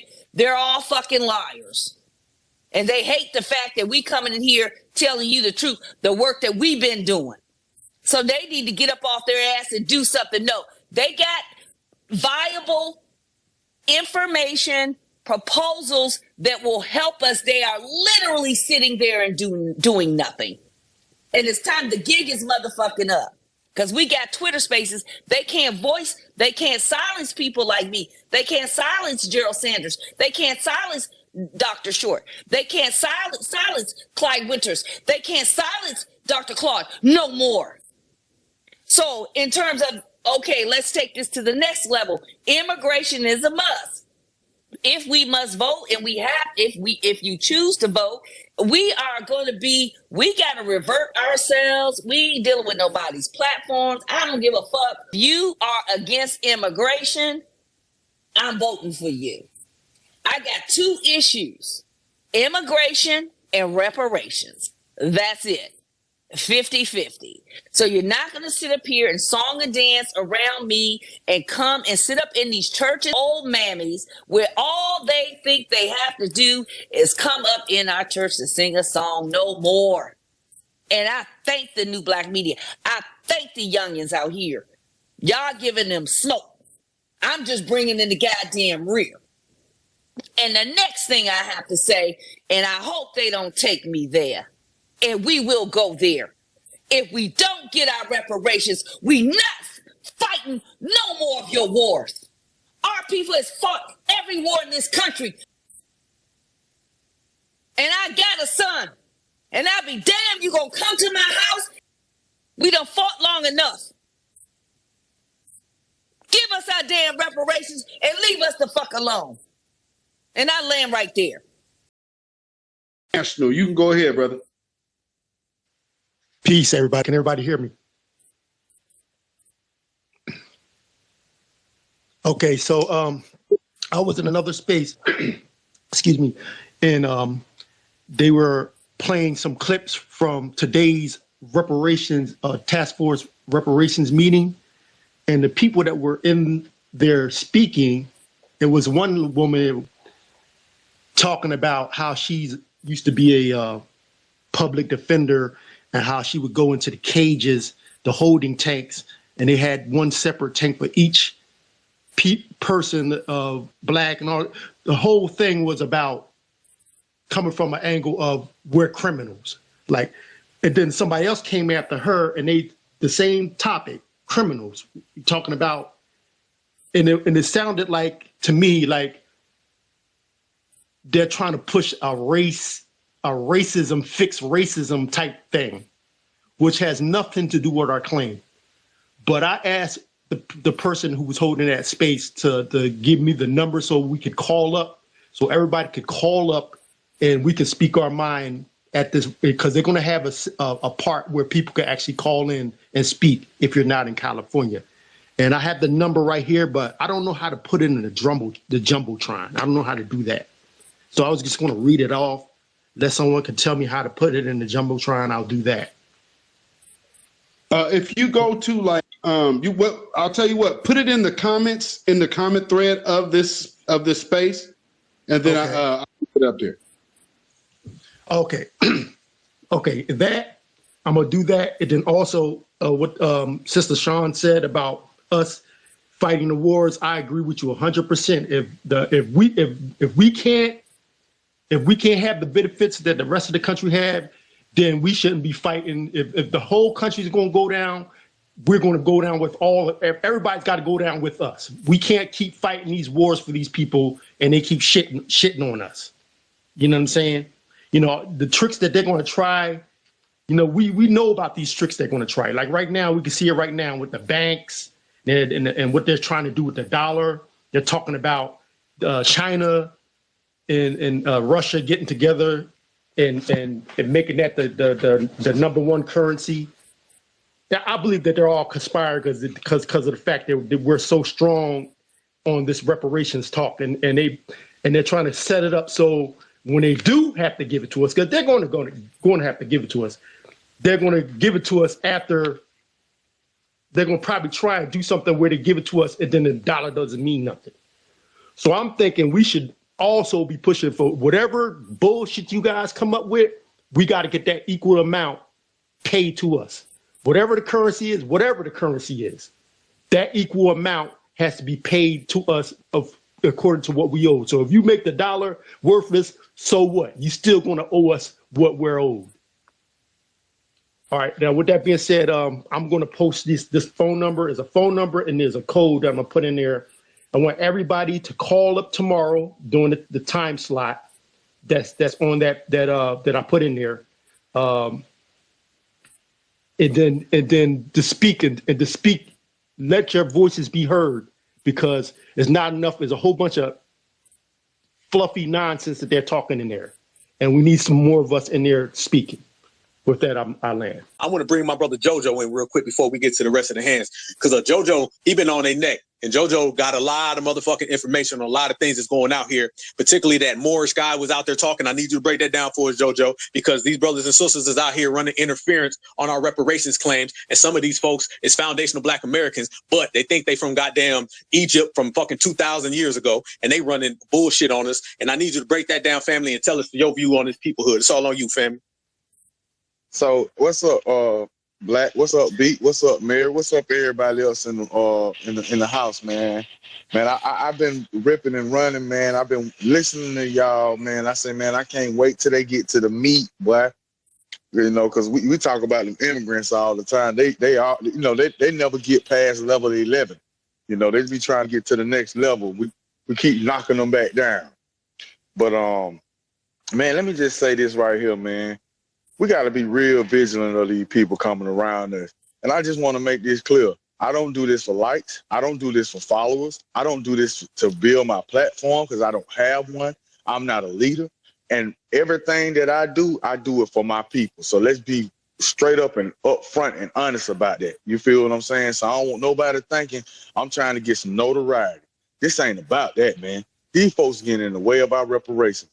So the Moorish Science Temple dude, he up in there just babbling. He ain't talking about nothing. He never gave any type of solid direction on what he was talking about. He just said he want to be himself on record. It's on my page, man. You know, nonsense. Peoplehood. Now we're gonna get to the meat. You ready for it, Black Alpha, man? Let's get it, family. Man, is y'all ready for this shit, man? I'm finna put it in the Jumbotron so everybody can see that shit. I'm finna go and put it up there. And if you block, too bad. I'm gonna put it up there. Hold on. I'm gonna put it up there, man. Good Lord Almighty, man. This thing, I'm talking about this thing, the fleas fell off Fluffy so bad. The fleas, listen to me, man. The fleas done fell off Fluffy, y'all. I'm talking about they done knocked the fleas off Fluffy. So what done happened is hold on, I'm gonna put this up there too. I got something else I need to put up there, y'all, because I kept telling y'all they went behind the backs of 40 million Black Americans and they tried to get us reclassified. So I'm finna post the actual tweet of a person that is a freedman admitting that they did it. Okay? Because see, the fleas done fell off Fluffy. They got to jump on somebody else's back. I remember telling y'all when I came into the space about the OMB, I remember telling y'all that they went behind the backs of 40 million Black Americans and they rushed the OMB to get us all reclassified as American Freedom and ADOS, you know, because those are the only two groups that were there. But I was the only FBA on that Zoom call back there in October. So when this came back to pass in January, you know, they shot out all kind of emails to everybody who went, right? Mind you, they saying that they want to hear from the public. That was in the email, bro. The public. They said they want to hear from the individuals, dog. They didn't say they want to hear from a group. They didn't say they want to hear from representatives of a different organization. They said they wanted to hear from the people. Why you gonna have these folks keep making these surveys, right? And now these surveys are being used as the how can I say it? You know, when you get how you do grant government funding, you gotta when you do something politically, you gotta get enough heads to come into the place, to the establishment. Y'all know what I'm talking about? You got to fill up the room. You got to get over 50 people or whatever. So what they're doing, this is like a tally. This is like a tally for the grant money. See, y'all got a piece of game around here, man. See, they jumped up out of the box with peoplehood because they had no leg to stand on. They knew they couldn't just run back to Black American because they've been all talking about they ain't black. Every last one of them. Every last one of them free. Been talking about they ain't black. Now they ran back to being Black American, and then push come to shove, they talking about the peoplehood. We need to fall up under this. Well, first of all, y'all in violation for even putting foundational Black American up under that jacket because you haven't properly defined it right. They put foundational Black American in the survey as just 3 words, y'all. Foundational Black American. Do y'all get what do you understand what I'm saying? They didn't even break it. They don't even know how to define it. But they had the real nerve to put our name up in there, right?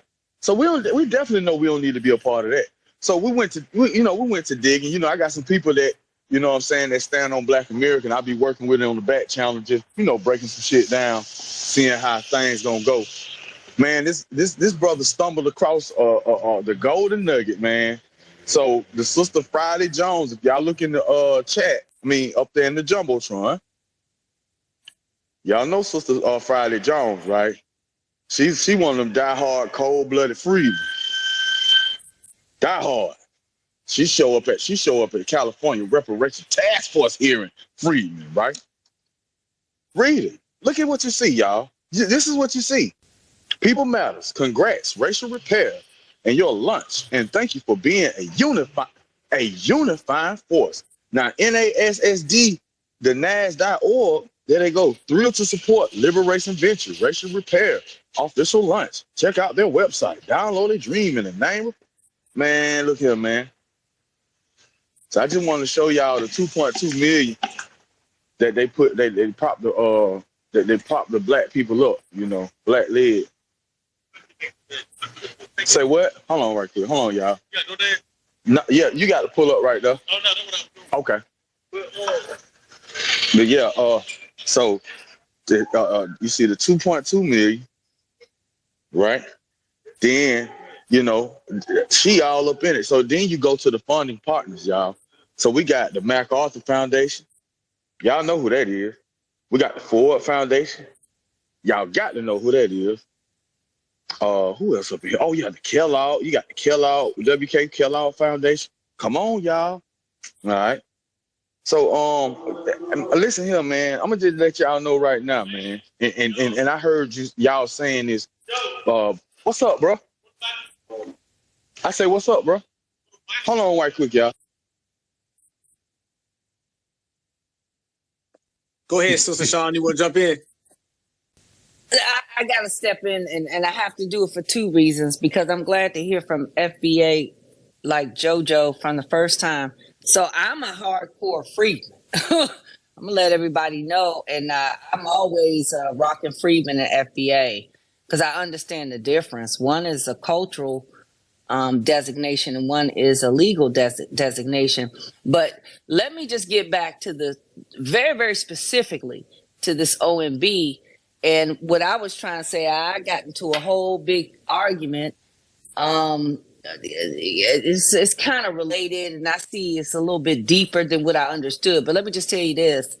In terms of this OMB thing, it's two places where that was elevated in my mind. I didn't even know about it, right? So I appreciate that. We need to be working to figure out how they're doing things beyond the scenes. And that was this man, FBA JoJo, that I never talked to him, but hopefully I can talk to him now.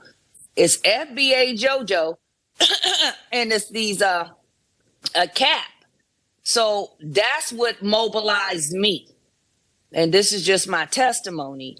and they gave information. People were doing the work and sounding the alarm that we need to get to these hearings and we need to get these deadlines. If it wasn't for, I use FBA JoJo's information to sound the call to my people, right? But it was also like Cap, and then I'm finding out it's somebody else, and then I'm arguing with somebody else. You know, it doesn't matter. The main thing got to be the main thing, but I have to be really honest on where I really heard this from. And I remember it distinctively. And he came up with a letter, and this is what we need to do. You need to state your case. Them other people came up with something, but I don't think we need to lose sight of is in this this contribution. It's a vote. Nobody is gonna like run me and tell me who I am. I already know. I'm telling everybody who I'm repping. I'm not even freaking arguing about nobody to nobody. Now, because of that, here's two things that we found out: that they're trying to work with some Chinese people, whatever. Obama already did it, remove the word Negro, and then we got to do the reclassification. That's all a good thing because it's delineation. So round one is done, right? So it's like, who's on first? The Negro. I think I said this in another space. Who's on second? You know, who's on first? Who's batter up, right? The Negro. That's batter up. They're trying to remove that. Who's on first? FBA. Who's on second? Freedman. Who's on third? Negro, indigenous American, American Indian. So I understand that game. But the first game to me is that O and B thing. And what I want to get to everybody is that I didn't hear nothing from nobody, and didn't even, literally, I just kind of got active. I could say 3 weeks ago, I didn't hear nothing from nobody other than FBA Joe and the cat people. And so it just is what it is. Now, however you identify, I think it was a good faith type of effort to say, hey, let's get here legislatively, with the legal government. And apparently I did the research. You only get a chance to do this like once every 20 years. So we needed to weigh in. So I think, everything was good, right? So then some stuff got a little messy. I don't really know. Then I got some extra stuff and somebody stole this one from that and all that. And so we got into that. And then now we coming with the peoplehood. And so it's just we just not focusing on the main thing. The main thing is submitting and standing your ground. It doesn't matter. You don't have to believe what anybody else projects out there. You have an opportunity as a citizen, and let's just understand when we're dealing with governments, it's different than when we're dealing with Twitter. Go out there and rep us respectively, whatever you are, and put in your vote, right? So I understand kind of what's going on that he did. It's like an opportunity. Let's speak with one voice. Let's put this out there. But I'm gonna tell you, everybody ain't gonna agree. Sometimes you just can't put everything out there. You put it out there, you take your, you get your feedback and you do what you gotta do. And my thing is, everybody do what they gotta do based on how they feel. But what's most important that I see in all this discourse is that one thing is a winner. They are going to delineate. And that was like clear. Now, that removal of the Negro, I got some other problems with that. I got some other problems. They need to bring it in or keep it in, because the Negro, outside of everything that we're talking about, the Negro is the only word that is in our United States Constitution. So that's why you see me going hard on that. But all of this jockeying and all this madness with this OMB, I'm not going to sit up here and say, I'm not getting into who stole something from what. I know where I heard everything from. I heard it from FBA Joe and I heard it from Cap. If I didn't know it, I wouldn't know it. And I'm really thankful of that, because that gave us a chance to lend our voice, to show up at the testimonies. They had 3 days worth of testimonies. Now we have extra time. So everybody can do their testimony, and then, we can kind of fight it out. But I have to give credit where credit is due. And that's kind of really all I have to say. So I think that what we're doing is really, really good. I mean, to be honest, because we are delineated. That's order of business number one. And the second order of business in my mind is, I think, very competitively, how are we including other groups?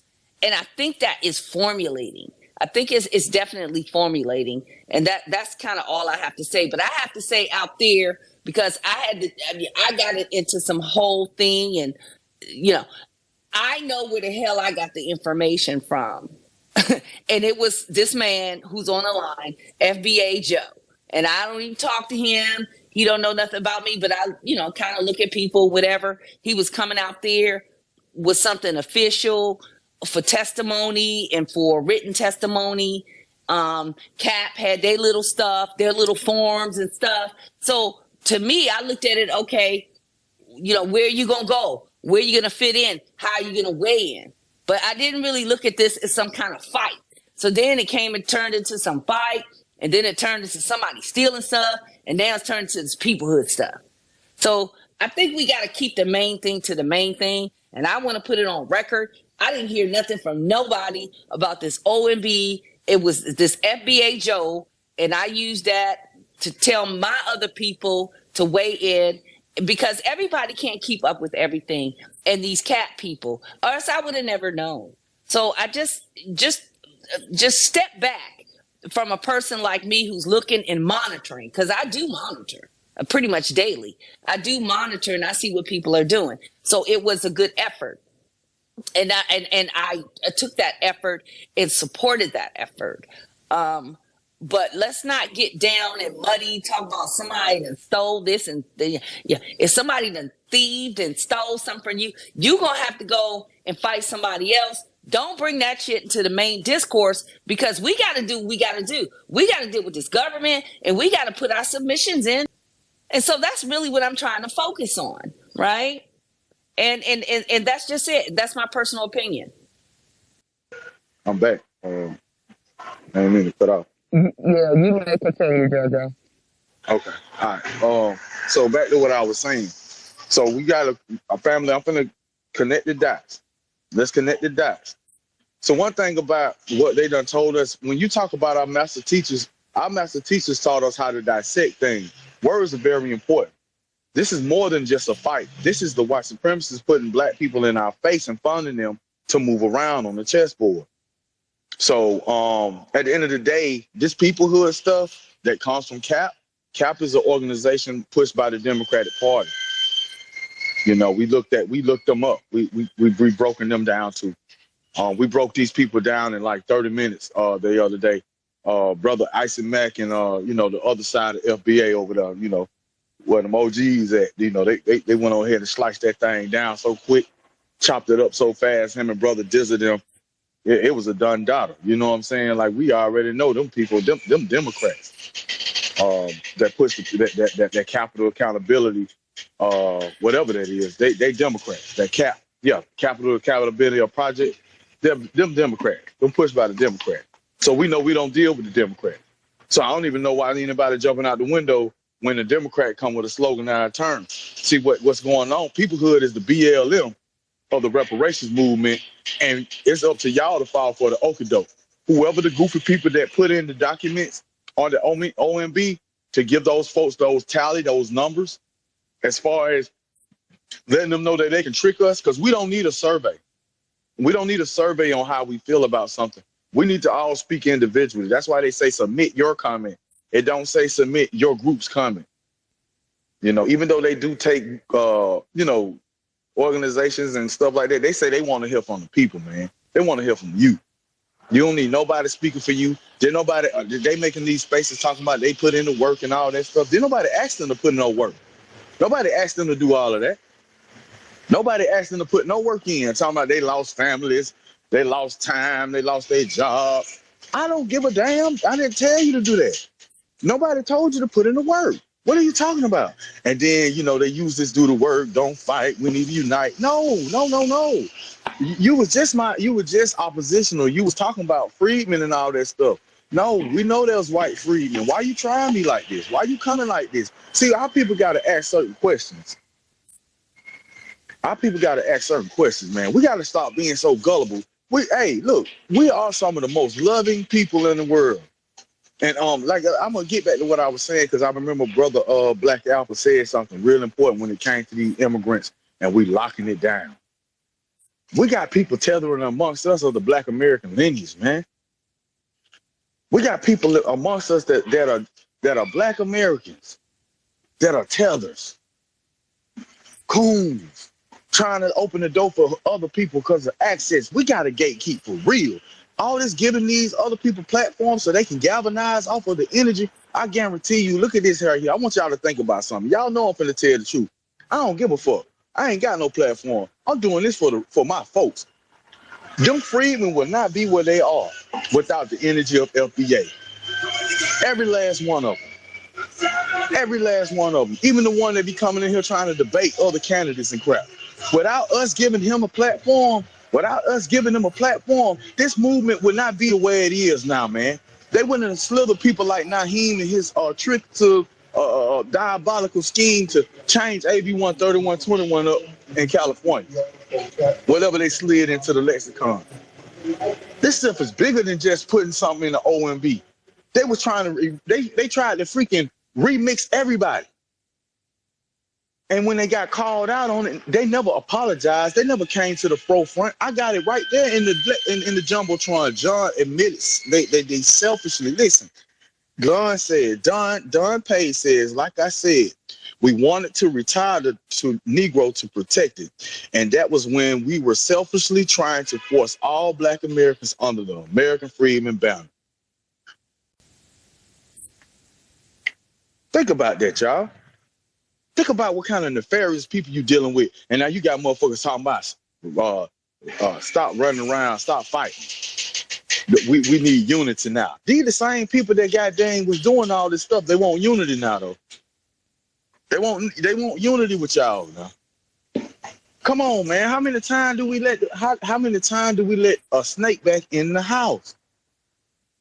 These people are using our energy to do what they need to do to make their little money, to make their little side hustles, man. They ain't really about the people for real. And I'm gonna land my plane, man, because I want y'all, man, look at that Jumbotron, man. That shit explain all that shit, man. Y'all can go to my page, the whole story on my page. The whole story. From when it started to the finish. Just keep going down that motherfucker. Them people are some fraudulent people. And if you riding with that term and you trying to come amongst us and trying to get us to co-op it, we see you too as deceptive. Because you're just as foolish. Not land. Peace. Yes, sir, brother JoJo. Yeah, I mean, and I absolutely got to say, man, I heard about the OMB by way of JoJo.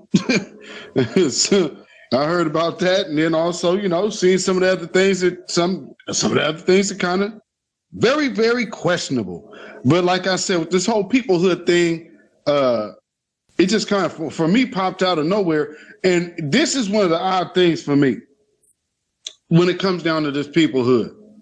Everybody that I asked, nobody knew. So few people knew what this peoplehood thing was, but all of a sudden it got a strong push. It gets ears, it gets legs. And as long as we've been doing what we've been doing, I know how hard they work against our voices. So it just really struck me strange that something was able to get that much steam that quick. And then, you know, as JoJo has produced the receipts on the money and all the sponsorship, that's how they was able to get that there through so quick. Got it. Because you just don't get no platform, family. You understand what I'm saying? They don't rush to go put a camera or a microphone in Black folks' faces. That ain't what they doing. If they are talking about Black folks, it's because they were forced to.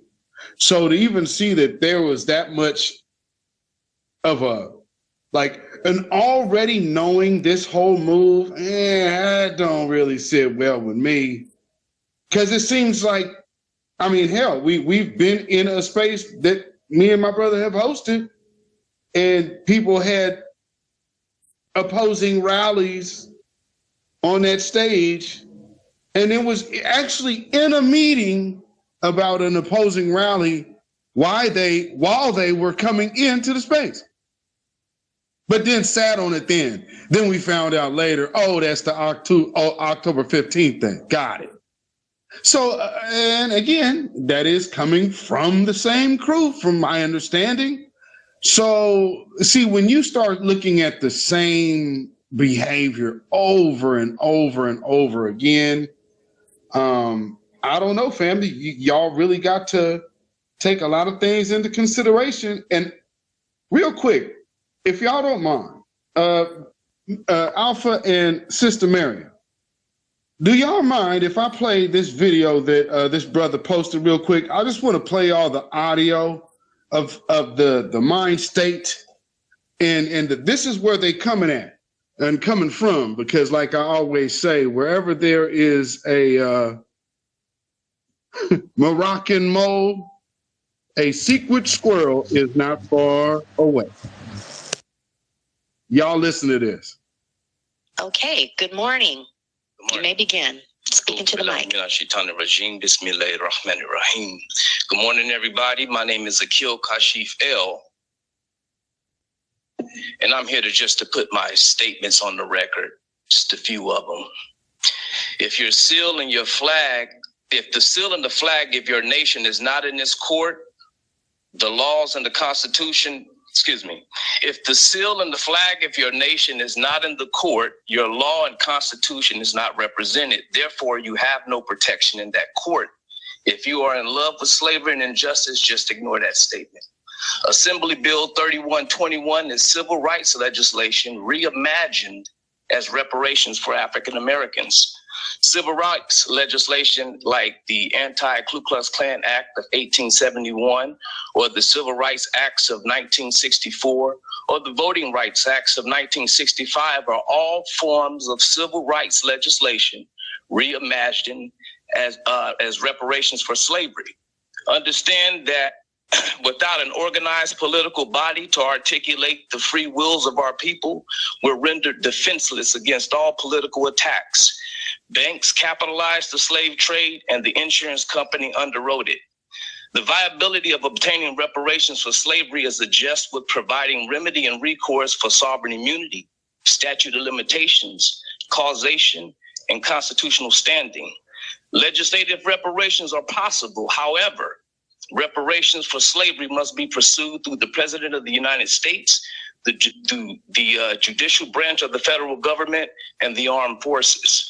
In closing, looking to the people for ideas about law will aid us and you in locating remedy and recourse previously overlooked by legal philosophers. Thank you.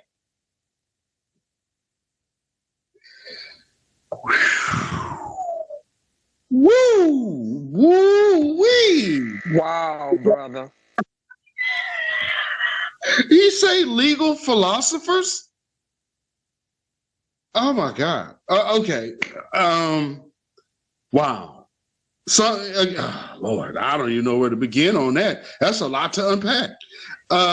Shout out to you, Brother JoJo. I mean, because see, when we talk about distractions, that's also a form of distraction. And you talking about boy, that is an expert plebiscite babble if I have never heard one. Ooh, Lord. Jesus. Oh, Sister Lenegris, if you can follow up that, you got it, sister. I'm going to leave that for the host and the co-hosts. Okay, I'm not getting into that. That is above my pay grade. That's why this is your space. And you guys can do whatever you will. All I would say is this. What the brother was getting at was some legal stuff. And because I'm not a legal scholar, and that brother is, because I don't know too much about constitutional specifics dealing with the government, and that brother does know about specific stuff, I'll just let that stand, okay? As far as the information that came out with regards to CAP, oh, you mean that capital group that was pushing for peoplehood, which was all CAP. Even though I don't agree with JoJo, he's still part of the family, okay? And the information he provided was timely. I'm not going to get into the petty politics of all of that. It was important to get the information out there so people can see the snakes. And once you pull away the underbrush, you can see the snakes and where the snakes are snaking and where they're trying to hide. That's the kind of stuff we need to rally around. All of this other petty feuds and petty nonsense, toss that aside. When one of our own FBA people, Negro lineage, whatever you want to call yourself, you rock with the freedmen, you rock with B1, we're all family. We may not get along with each other, we may beat up each other, we may not even speak to each other, but we got to come back and defend each other, okay? JoJo put out some hardcore truths, some uncomfortable truths, but I always say this: these are politicians who got elections to win. These are politicians who are operating from a specific script. Follow the money. And when you follow the money, that'll tell you where these people are speaking from, why they're speaking from it, and the entire agendas at play. This is real-time stuff, okay? Some of the stuff is a gut punch. A lot of this stuff is, again, this has been out here about 16 months. And now it's released strategically. Why is that stuff just now filtering to the masses less than a month before the end of the deadline? That is strategic. That is political. These folks know why they're doing what they're doing.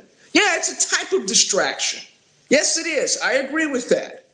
But you also got to look at the chess moves that they've already made and they're already moving and why they're doing this. This is not coincidental, folks. None of this is coincidental. This is timed specifically. Okay, if you're reactive, you're going to react to this. If you're a proactive person and you already got insight and you know the strategies and you know how, what, when, where, why that they're doing this, you understand why they made that play and why it's coming from that playbook like that. Like JoJo said, you know, and like you've been hammering home, Beatzilla and Black Alpha has been blistering this, and Miriam's been talking shit about it. We know they don't listen to us unless we make them listen to us. Okay, to paraphrase what Stokely Carmichael and other Black Panthers said, if we don't get a seat at the table, we're going to kick the MF and legs out from underneath it. And that's what we've been doing. Now, why all of a sudden, they're going to listen to us? Like you said, okay? And now you see what's going on. Who's been working in concert, or as I should say, who's been collaborating against what we've been doing? Again, I never trusted this peoplehood stuff. I put something in the chat space, and I put something in your DM, Sister Miriam. Also, I'm pending while you're vetting me out. So I don't support peoplehood. I never agreed to peoplehood at all. I knew it was something trick bag. You can say it's Democrats. JoJo was on point when he said it was a Democrat agenda, and he's on point with that. Okay, and there's some other stuff behind it. And if you've read his receipts, yeah. I apologize. I guess. I had to make sure you were you. Yes, ma'am. Yes, ma'am. Okay, and so straight out. Again, don't kill the messenger. Don't jump on people because philosophically you may not agree with some of their points or even how they deliver the message.